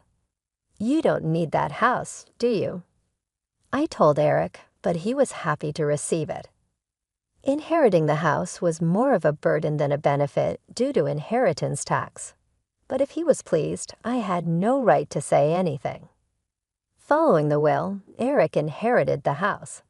He's our successor after all, she said. Well, that's not wrong. I felt a bit sad as if Eric had been taken from me. Then something unbelievable happened. Come over to our house. Scott's call prompted me to head straight to his parents' house. When I arrived, I saw Scott's mother and Scott himself standing in front of their house, stunned just like I once had been. The site was filled with heavy machinery and trucks labeled with demolition company names. Workers were tearing down their house right before our eyes. What's going on? It's my house. I can do what I want with it, Eric said, appearing from somewhere, looking satisfied as he watched the demolition. Eric, what are you doing? Stop this right now, Scott shouted. Stopping it now won't make it livable anyway, Eric replied. Scott's mother and Scott were begging Eric, but Eric just laughed. Did you forget what Grandpa and Dad did to Mom? Grandma, you were awful to Mom too, right? Did you apologize? Eric's smile turned into a sharp glare at Scott's mother and Scott. They fell to their knees as the heavy machinery continued to noisily dismantle their house. I finally felt relieved seeing the scene. Later, Scott finally paid the damages and compensation from the inherited assets.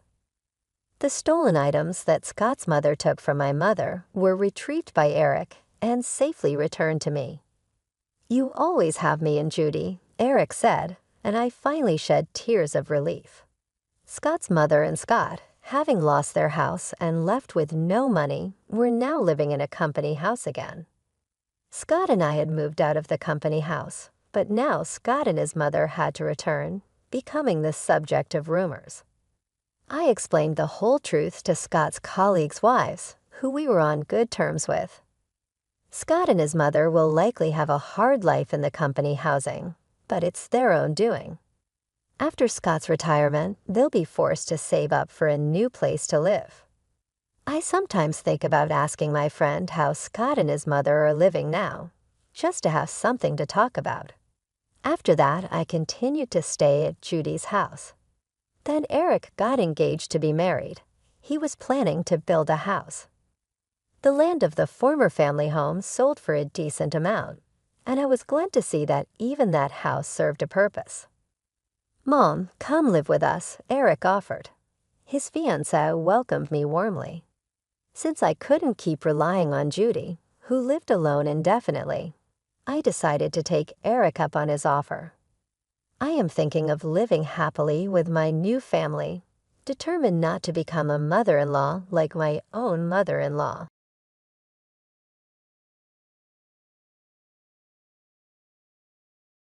From this point on, my brother and his wife have decided that they'll run the household by themselves, asking me to find a different place to live. My mother, siding with them, treated my presence as a nuisance. Do they even realize who's been paying for most of our home expenses? Such disregard was something I never saw coming. My name is Melissa, and I'm a 31-year-old woman who has lived at my parents' place since returning from college. Initially, I dove into the corporate world, aiming to carve out my career path. However, the hurdles proved too daunting, and I returned home facing a period of joblessness. During this time, I explored remote work opportunities, leveraging my background in science. I started a freelance engineering career, taking on small projects. At first, the pay was modest, but the freedom to work independently held profound significance for me, offering a dark contrast to the structured environment of traditional jobs. This setup allowed me to earn a substantial income with minimal social interaction. As my confidence in client base grew, so did my income, eventually matching what I would make in a typical corporate job. Nevertheless, the main challenge was my parents' understanding of my work setup, particularly my mother's hesitance. My father seemed to get it after I explained, but my mother, who clings to traditional views, couldn't grasp the concept of working from home. Despite my efforts to clarify, showing her client emails, and pay statements as proof of my legitimate work, she remained dubious. She would often question the sustainability of my career and hint at its possible illegitimacy, suspecting it might be some underhanded business or even connected to some questionable group. Despite my detailed explanations, my mother's doubts persisted. She frequently voiced concerns over my dependency on what she saw as unstable unemployment benefits. While I had thought about moving out and living independently, my savings weren't quite ready to handle such a transition. During this period, my father's health began to decline, with worsening conditions in his legs and back requiring nursing care and leading to his early retirement. He assured me his pension would be enough, but knowing my mother's spending habits, I knew challenges lay ahead. As I watched my father's face, the lines of worry and fatigue were evident, mirroring his anxiety about our uncertain future. Throughout my college years and my subsequent return home due to mental health challenges, he had been my unwavering support. The thought of leaving him to fend for himself while I pursued an independent life weighed heavily on my heart. My mother, too, was visibly shaken by the abrupt decline in his health, struggling to grasp the sudden change. In light of these circumstances, I felt a profound sense of duty to give back to the family that had supported me through thick and thin. I reassured my father of my commitment to support the family financially. From then on, he was initially surprised, questioning the sufficiency of my income. However, I confidently demonstrated the stability of my financial situation, which seemed to alleviate his concerns. Encouraged by his acceptance, I took on the responsibility of contributing to household expenses, medical bills, and other financial obligations each month. I began transferring a significant portion of my income into my father's bank account. Aware of my mother's frequent use of my father's credit card, I took proactive steps by creating a new main card for myself and providing her with a supplementary card to help manage spending more efficiently. My father, always cautious about finances, urged my mother to adopt a more frugal approach. Despite my contributions, my mother remained skeptical and even questioned whether it was still appropriate for me to live at home. I defended my position by highlighting the financial support I was providing, arguing that my absence would make things more challenging for everyone. Although she was initially unconvinced and suspicious of my motives, my father's steady persuasion eventually swayed her to allow me to stay. As I continued balancing my work and household responsibilities, I noticed my mother increasingly taking my efforts for granted. Her expectations for household chores grew stricter, often chiding me to complete tasks faster. "Can't you finish your chores quicker?" she would complain. I tried to explain the challenges of multitasking while maintaining a full workload, but she dismissed my concerns. The strain in our relationship grew, becoming seemingly irreparable. In stark contrast to my father's understanding and appreciation of my efforts, despite this strained dynamic, we persevered in this manner for a year.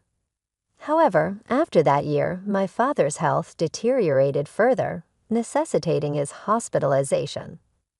I visited him daily, maintaining our bond and support through this tough time. In those moments of shared concern and reassurance, my father expressed his gratitude, fully recognizing the tension between my mother and me as he faced his health challenges. Despite the emotional toll it sometimes took on me, I stayed committed to supporting my family, drawing strength from memories of my mother's dedication during my student years. However, the dynamic within our household took a sharp turn with the unexpected arrival of my brother, Matthew, and his wife, Catherine. They announced they would be living with us to supposedly lighten my load. This news caught me off guard, and I noticed my mother avoiding my gaze during the discussion. Although Matthew and Catherine claimed they were here to help, their words seemed to carry an unspoken implication that I wasn't doing enough. My mother subtly hinted at my need to contribute more, thanking them. Despite my surprise, I learned that Matthew, a graduate of a prestigious college, had secured a position at a well-respected company. This revelation made me question the real reasons behind their sudden move into our home. Surely, with Matthew's substantial salary, they could manage without relying on my financial support, especially since I was already fully engaged in my career pursuits. Adapting to life with Matthew and Catherine at home proved more challenging than expected. One morning, as I was deep in my work, Catherine's voice pierced through. "Wake up, Melissa. Make breakfast." She banged on my door, demanding attention. As a morning person already up and focused on my tasks, I explained that I was already working. Despite this, they insisted I prepare breakfast, pressing me to hurry along with it. The added demands of accommodating my brother and his wife added another layer of complexity to our already tense household dynamics. Catherine demanded I get breakfast ready, her tone leaving little room for protest. Reluctantly, I dragged myself to the kitchen. Our family usually enjoyed a leisurely pace in the morning, savoring meals when everyone, including my mother and Catherine, was around. I had always thought it was common for a wife to prepare breakfast for her husband, but Catherine insisted on a collaborative effort, and so I joined them. Despite my best efforts, their dissatisfaction was immediately apparent. "Is this what you prepared for breakfast?" "This isn't enough," they critiqued. I had meticulously arranged a breakfast plate with soft scrambled eggs, a crisp lettuce salad, freshly buttered toast, and a succulent sausage. Thinking it would be appreciated, yet it seemed I had somehow missed the mark. "You don't have to eat it," I retorted, surprised by their blunt criticism. Their shock was palpable, and quickly their surprise turned to confrontation. They questioned my attitude and demanded to know who I thought I was. My brother, often condescending and perhaps influenced by our mother, mocked me despite my attempts to explain my work commitments. They dismissed them outright. "What kind of work is that?" "Are you crazy?" they exclaimed. Frustrated by their lack of understanding and the disruption to my work, I grabbed my laptop, ignored their further protests, and left the house. As I walked away, my brother's voice followed me, demanding to know where I was going. I ignored his question and made my way to the hospital where my father was staying. Rushing into my father's hospital room, I found him looking up with a surprised expression. "Melissa, what's wrong?" "You seem flustered," he observed. I recounted the morning's events, and my father, wearing a look of concern, responded, "I didn't know they were acting like that." "I'm sorry, Melissa. Don't worry about it. You can choose your way of life." Feeling somewhat lost and worried about my mother's comfort, with Matthew at home, I shared my concerns. The conversation with my father provided a much-needed perspective, reminding me of the importance of standing up for my own choices in life. My father offered me comforting reassurance, saying, "You don't need to be in a place where you don't feel comfortable. All I want is for you to live happily in the way you choose." Bolstered by his supportive words, I decided to leave home that evening. As I returned, I walked into a scene that felt straight out of a tense movie. The serious expressions on the faces of my mother, brother, and sister-in-law were unmistakable. My brother immediately accused me of shirking work responsibilities, claiming he had to take the day off because of my absence, a decision I internally questioned for its ease. Their voices grew louder, culminating in my brother's stern command, "Get out of here. From now on, the three of us will live together. If you don't want to stay, please leave. We don't need an overbearing presence like you." His words were a blow, and to my surprise, I could only muster a confused why. Ignoring my protest, my brother and his wife were adamant about my departure, declaring that I was no longer needed. With our father absent, my mother aligned with their sentiments and saw me as an obstruction. My frustration mounted as they downplayed my role in managing the family's finances, focusing solely on their concerns.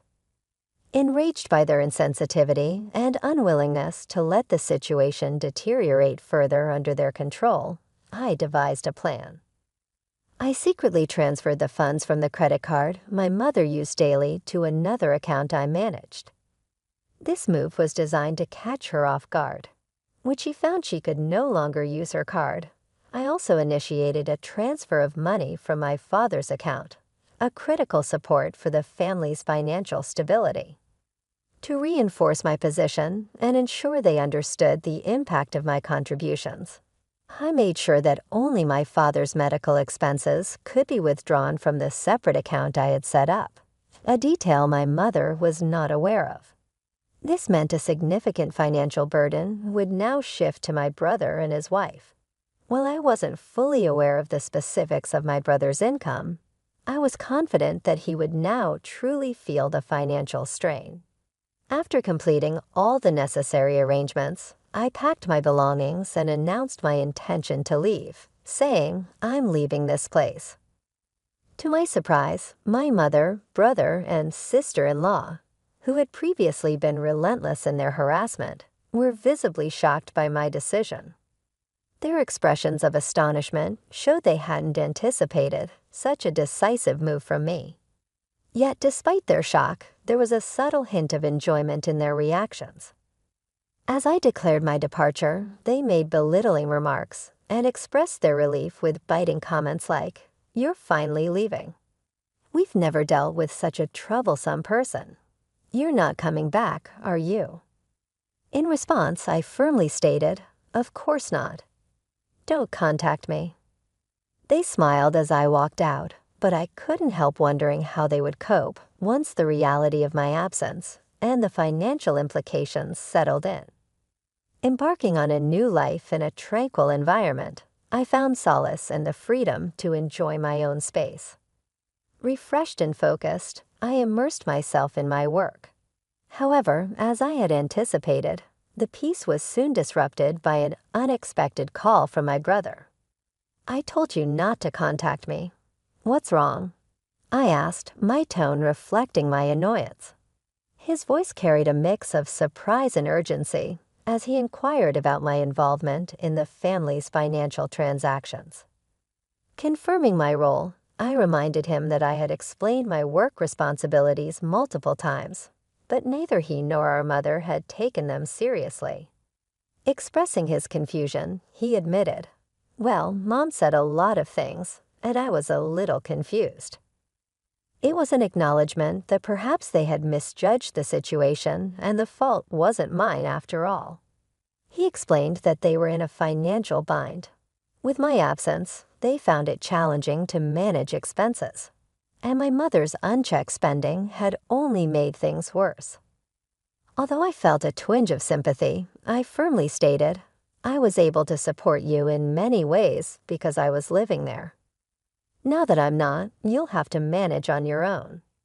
The situation took an unexpected turn when my brother urgently contacted me, asking for help to transfer money into his bank account. Baffled, I half-jokingly asked if he was serious, especially since he had been working at a sizable company. To my surprise, he admitted he had been fired due to a significant error at work. This revelation left me momentarily speechless.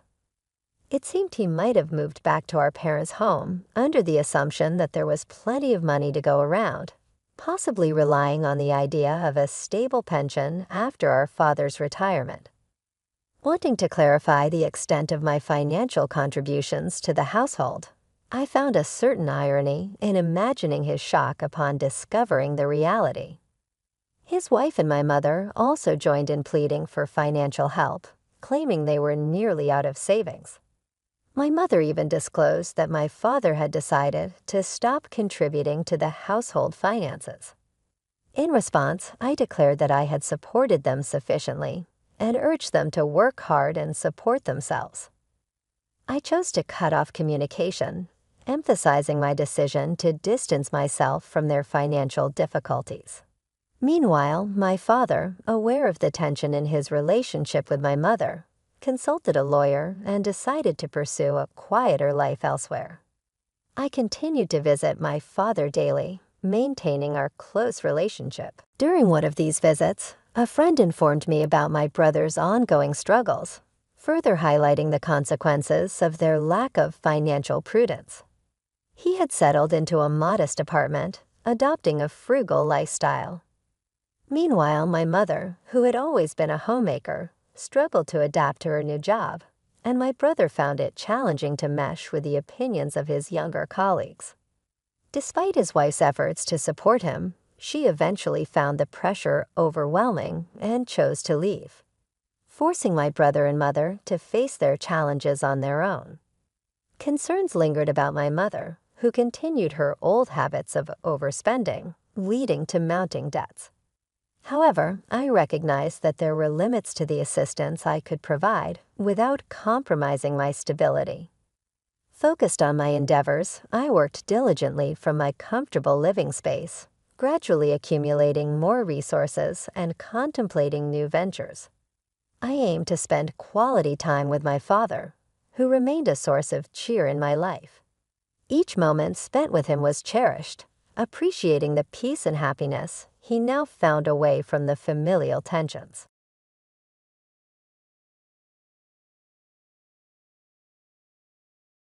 Ever since I ended up in a wheelchair due to an accident 3 years ago, my husband and mother-in-law have become much colder towards me. One night, my husband said something I couldn't believe. "Sorry, but could you please leave this house for a moment?" "What? What do you mean?" I asked, shocked. "I mean exactly what I said. My mother and I talked it over and decided," he replied. "Are you saying you want a divorce?" I asked, trying to understand. "Yes, that's it." I've been thinking about it for a long time now. You can't earn any money, so I don't need you, he said harshly, as if he was squeezing blood from a stone. I understand. Thanks for everything and thanks for leaving me with nothing, I said, getting up. I left, knowing it would take them some time to realize the meaning of my words. My name is Linda Gray. After graduating from university, I have been working at my current company for 7 years. Well then, I'll be heading out. Thanks for your hard work, a colleague replied as I closed my laptop and got up from my seat. I looked at the clock by the window and saw it was already 4 hours past my regular working time. An afternoon meeting had run late, and I had been preparing for a conference and responding to emails, which took longer than I expected. I left the office, got in the elevator, and went down to the first floor. As I walked through the automatic glass doors of the entrance, I saw that the sun had already set. I checked the train schedule on my phone as I left the company gate and headed to the nearest station. On my way, I saw 2 of my husband's colleagues walking in the same direction. I wondered if Jack, my husband, was already home. We had stopped talking about work at home recently, so I had no idea if he was busy. Talking about work at home had been making Jack cranky, so we naturally stopped discussing it. As I rode the train home, I stared out the window, lost in thought, watching the scenery go by. When I was dating Jack, we used to finish work at the same time so we could go home together. But for the past year or 2, our schedules have been completely different. On the train, I noticed a young couple near the door, maybe college students, having a fun conversation about a movie they saw recently. Their happy scene reminded me of my own past, and I had to close my eyes tightly to stop the emotions from overwhelming me. I'm home, I called out as I opened the front door, took off my shoes, and saw the neatly lined up shoes in the entrance. It seemed everyone else was already home. I heard the living room door open behind me and the sound of slippers coming closer. Welcome home, Linda. You were late today, my mother-in-law, Jessica, said warmly. I'm home, mother-in-law.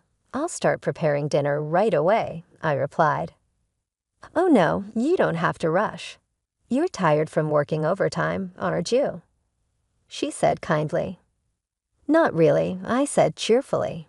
The afternoon meeting ran late, but things should settle down soon. I walked with Jessica to the living room. After getting married, it was just Jack and me. But last year, when his father got sick and was hospitalized, we moved into his parents' home and have been living as a family of 4 ever since. Welcome back, Linda. You've had a tough day, haven't you? My father-in-law, who was reading the newspaper on the living room sofa, greeted me warmly. I'm back, I replied with a smile. Last year, he had a sudden brain hemorrhage and needed emergency surgery. While his condition was serious for a while, he has fully recovered after rehabilitation. He's calm and friendly, and I liked talking to him. Since the first day we met, he used to be the head of the finance department before he retired, and he often gives me useful advice on managing the household budget. When I visited, we finished preparing dinner and gathered around the table as a family. Jessica mentioned that Kelly, who came over for lunch the other day, had a daughter named Jelite who had grown a lot. Kids grow up faster when they're not yours, I responded. Kelly is as beautiful as ever, and having a child really makes her look even more graceful, Jessica continued. I guess so, I replied. Kelly is Jessica's niece and Jack's cousin. Jessica often seems disappointed that Jack and I don't have children. She's not very happy that I continue to work after our marriage, and often hints that she would like us to have a child whenever we meet. Honestly, I've always found it hard to deal with Jessica, especially since we started living together. She tends to bring up the topic of having children, especially on days when I come home late from work. You could have had a child if you had started earlier, Linda, but I suppose it can't be helped because you're busy with work, she said. I nodded along, feeling uncomfortable. I glanced at Jack, who was quietly eating his meal without looking at me. Jack and I were colleagues at the same company and got married in our 3rd year of dating. We were told that it would be best if I became a housewife if we had a child, but we have both continued working since our marriage and haven't had any children. Both of us have wanted a child and tried everything from herbal medicine to medical tests, but nothing has worked. Despite a sense of loneliness, we decided to keep living as a couple and focus on our work. However, I started to feel a distance growing between Jack and me. We got married out of love and promised to make each other happy, but our relationship has gradually become cold. I think it started when Jack began having trouble at work. He didn't tell me anything, but I heard from a senior colleague in his department that Jack was struggling because he couldn't keep up with his peers. Jack is a gentle person who doesn't handle pressure well and tends to push himself too hard. I knew, without him saying anything, that he was feeling anxious and frustrated about the situation. But whenever I tried to offer him support, he would refuse to talk about his worries, insisting that he was fine and that I shouldn't worry. So he continued to keep his feelings to himself. I couldn't push him to open up, and I felt helpless that I couldn't be there for him. Even so, on our days off, we would make an effort to travel together or spend a relaxing day at home, enjoying our time together as a couple. When I felt drained from our unsuccessful attempts to have a baby, Jack was always there quietly supporting me. That's why, even if I couldn't solve Jack's problems directly, I wanted to be by his side providing comfort and peace. The turning point came when I got a promotion at work. I was recognized for my achievements on the projects I worked on and was one of the fastest among my peers to get promoted. "That's amazing. Congratulations, Linda," Jack had said. I can't forget the look on his face when he congratulated me. I was so touched that I could only manage a simple thank you. As my work got busier, the distance between Jack and me seemed to grow. We spent less time together, our conversations became fewer, and when my income surpassed Jack's, we hardly even made eye contact anymore. I would watch Jack as he finished his meal in silence, and then left the table without a word. I can't help but wonder if I hadn't been afraid of being pushed away and had tried harder to support him, would we have a different relationship now? When I opened my eyes, the first thing I saw was the bright white light of a fluorescent bulb. After blinking a few times, I looked around and realized I was lying in a hospital bed. I looked down and saw an IV in my arm, and both of my legs were wrapped in layers of bandages and casts. The moment I tried to move, an intense pain shot through my body. Tears welled up in my eyes from the sheer pain. My body felt as heavy as lead, and it seemed impossible to move. What on earth had happened? I tried to recall my memories leading up to that moment.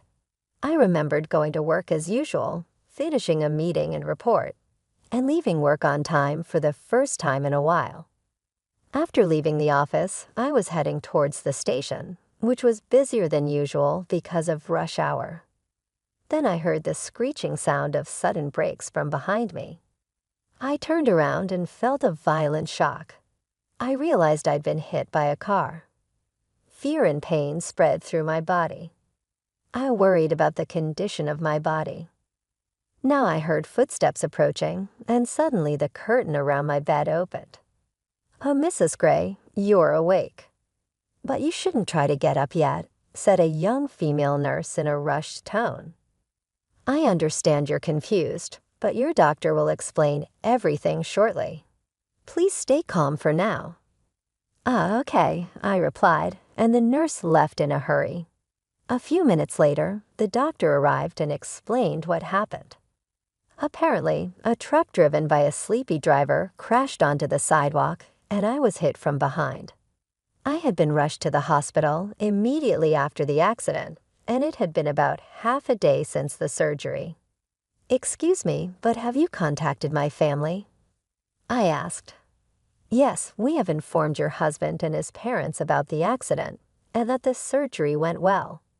However, they seem to be out somewhere and can't come right away," the doctor said. "I see. Thank you," I replied. Jack was away on a business trip, and his parents had been on an overseas vacation since last week.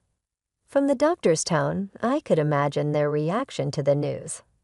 Even though they were out, it didn't sound like they responded as you would expect when being told a loved one has been in an accident. I laughed bitterly, thinking about Jack's reaction. It didn't seem like he would be worried about me. The doctor continued to explain that while there were no life-threatening injuries, the damage to both of my legs was severe. They said the chances of walking again were not good. As I listened, it felt surreal, like they were talking about someone else, not my own body. Jack visited the hospital 4 days after the accident. It was surprising to see his pained expression when he saw me covered in injuries, lying in the hospital bed. "Sorry," he said, looking genuinely distressed. "I'm late." "It's fine. Don't worry about it," I replied. "I'm sorry for interrupting your business trip." It had been a while since we last talked, and the atmosphere was awkward. Our conversation stopped, and we both avoided eye contact. Jack then excused himself to talk to the doctor, leaving the room. I couldn't bring myself to call out to him and just watched him leave. It's been 2.5 years since the accident. My legs are still disabled from the accident, and I've been confined to a wheelchair. Since the accident happened while I was leaving work, I managed to stay with the company for a while, but it became too hard to continue, so I resigned about 5 months ago. Since then, I've been spending my time at home. But a few things have been bothering me. One thing is Jessica's attitude towards me. It's gotten much harsher than before. "Linda, do you have a moment?" "Yes, of course." "I'm about to head out, but could you fold the laundry for me?"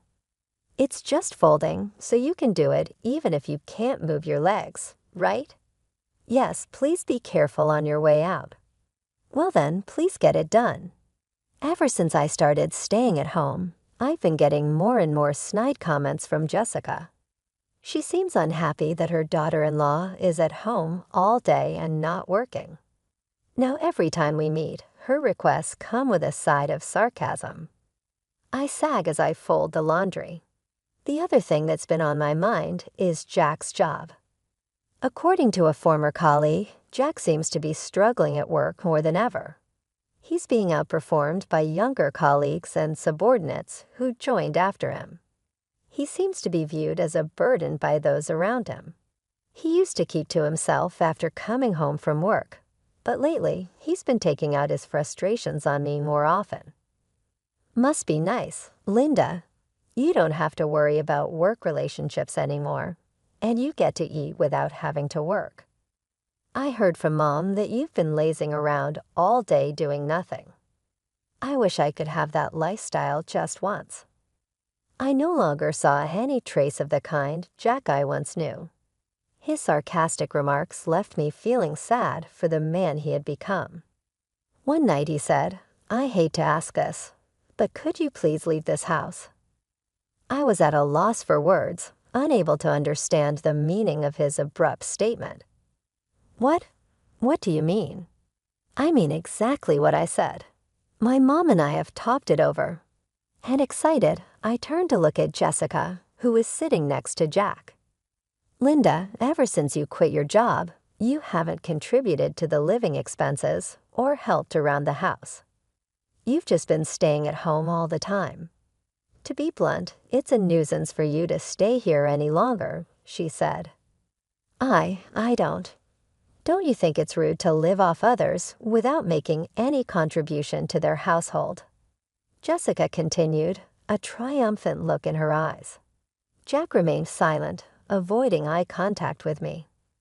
"Jack is asking me to leave. Is this your way of saying you want a divorce? Yeah, that's it. I've been thinking about it for a long time, he replied.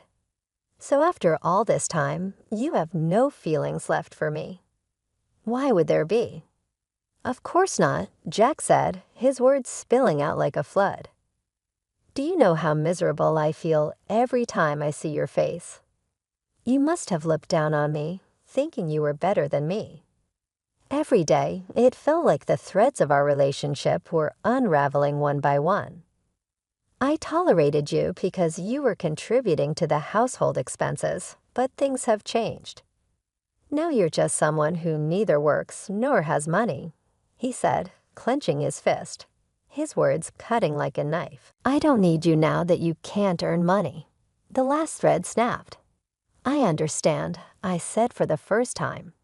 Jack looked at me. But I have a condition. All the divorce procedures will be handled through a lawyer. If you agree to that, I will pack my things and leave within the week. Sure, that's fine, right, Jack? Jessica said. Jack nodded silently. Well then, that's how it is, Jack, I said, jolting him out of his silence.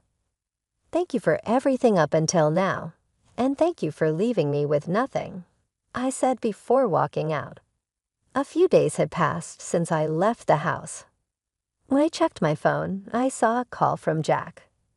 I stared at the screen for a few seconds before picking up. Yes, Linda, I'm sorry. Could you please come back? He said. What's this all about all of a sudden? I asked, surprised by his change of heart. I heard from my dad that even after you quit your job, you've been covering our living expenses.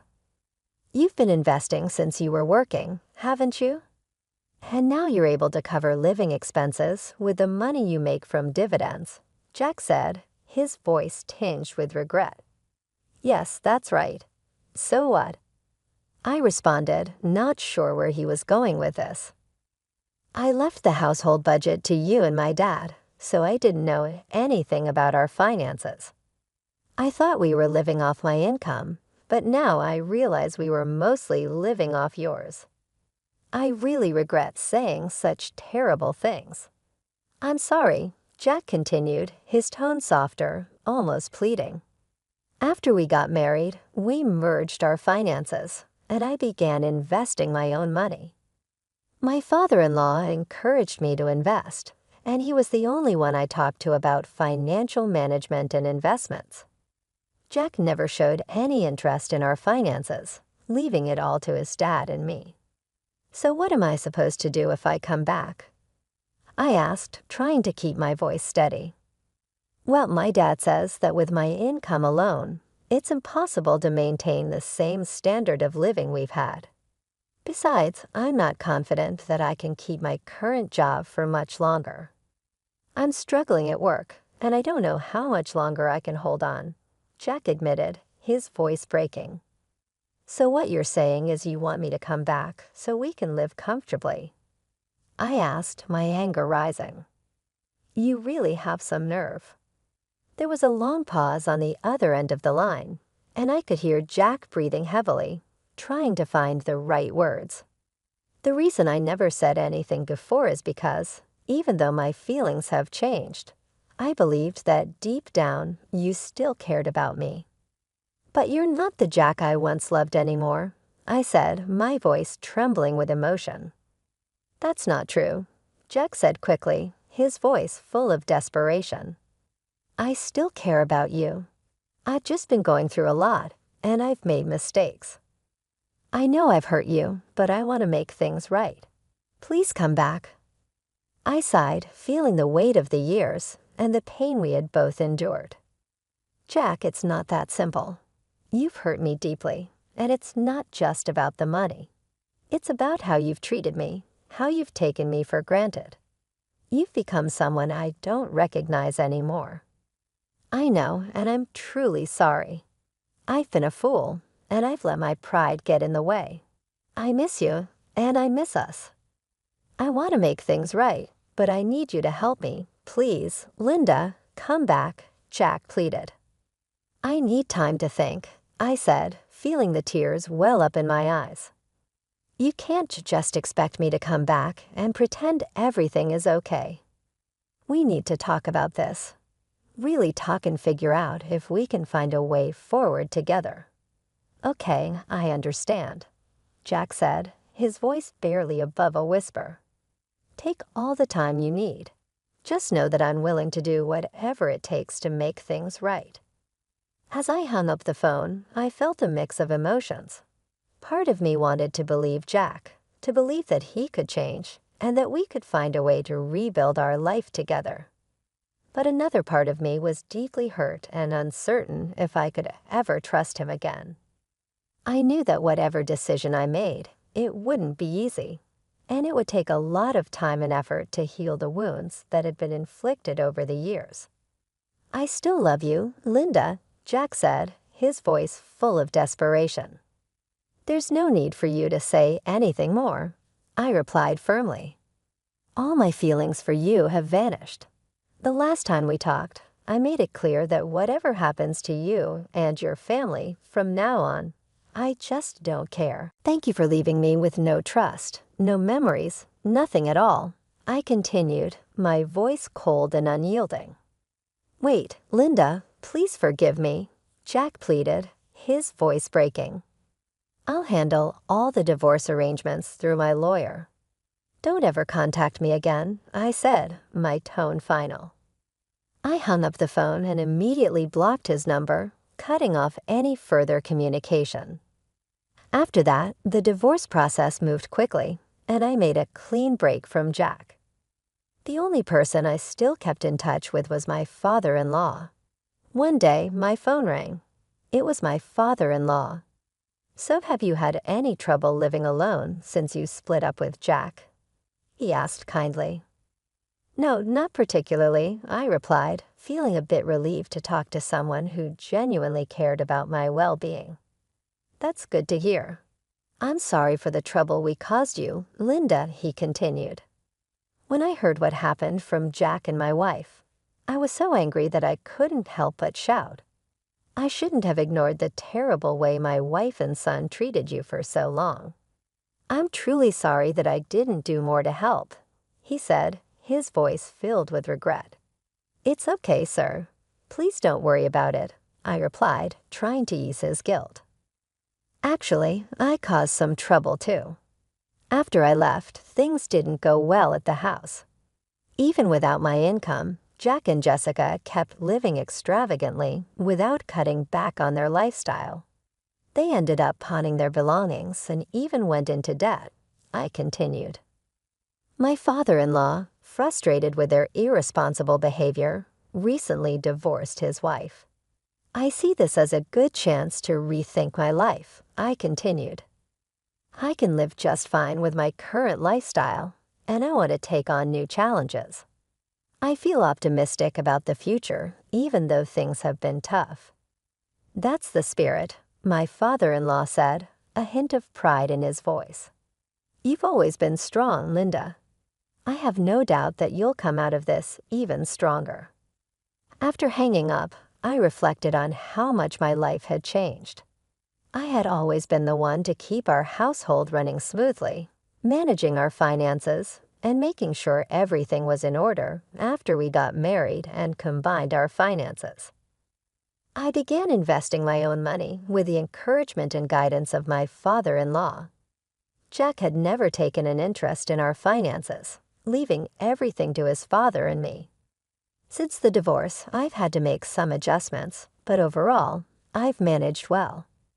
I've learned to live within my means, cutting back on unnecessary expenses and focusing on what truly matters. I've also started taking on new challenges, exploring new hobbies, and reconnecting with old friends. It hasn't been easy, but I found a sense of independence and self-reliance that I hadn't realized I was missing. Reflecting on my relationship with Jack, I couldn't help but feel a mix of sadness and relief. We had once been so in love, but over time, our relationship had deteriorated. The pressure from his job, the expectations from his family, and our struggles to have a child had all taken their toll. Jack had changed, becoming someone I no longer recognized. His coldness and lack of support had driven a wedge between us, and no matter how much I tried to reach out to him, he had pushed me away. When I finally made the decision to leave, it was the hardest thing I had ever done. But now looking back, I realized it was also the best decision for both of us. Jack needed to face his own issues, and I needed to find my own path.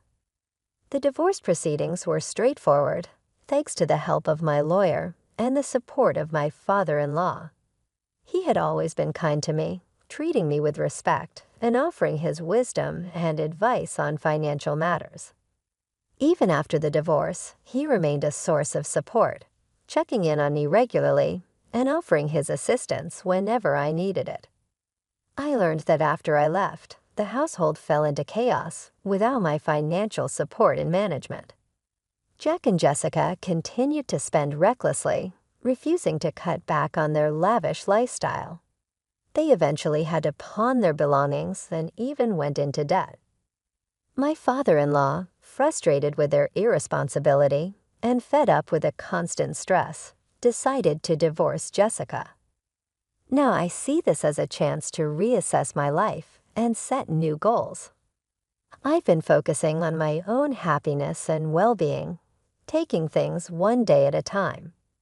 I found new strength within myself and a renewed sense of purpose.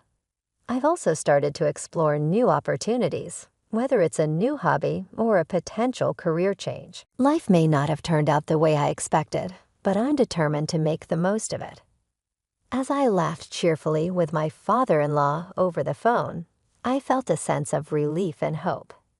The future is uncertain, but I'm ready to face it with a positive attitude and an open heart.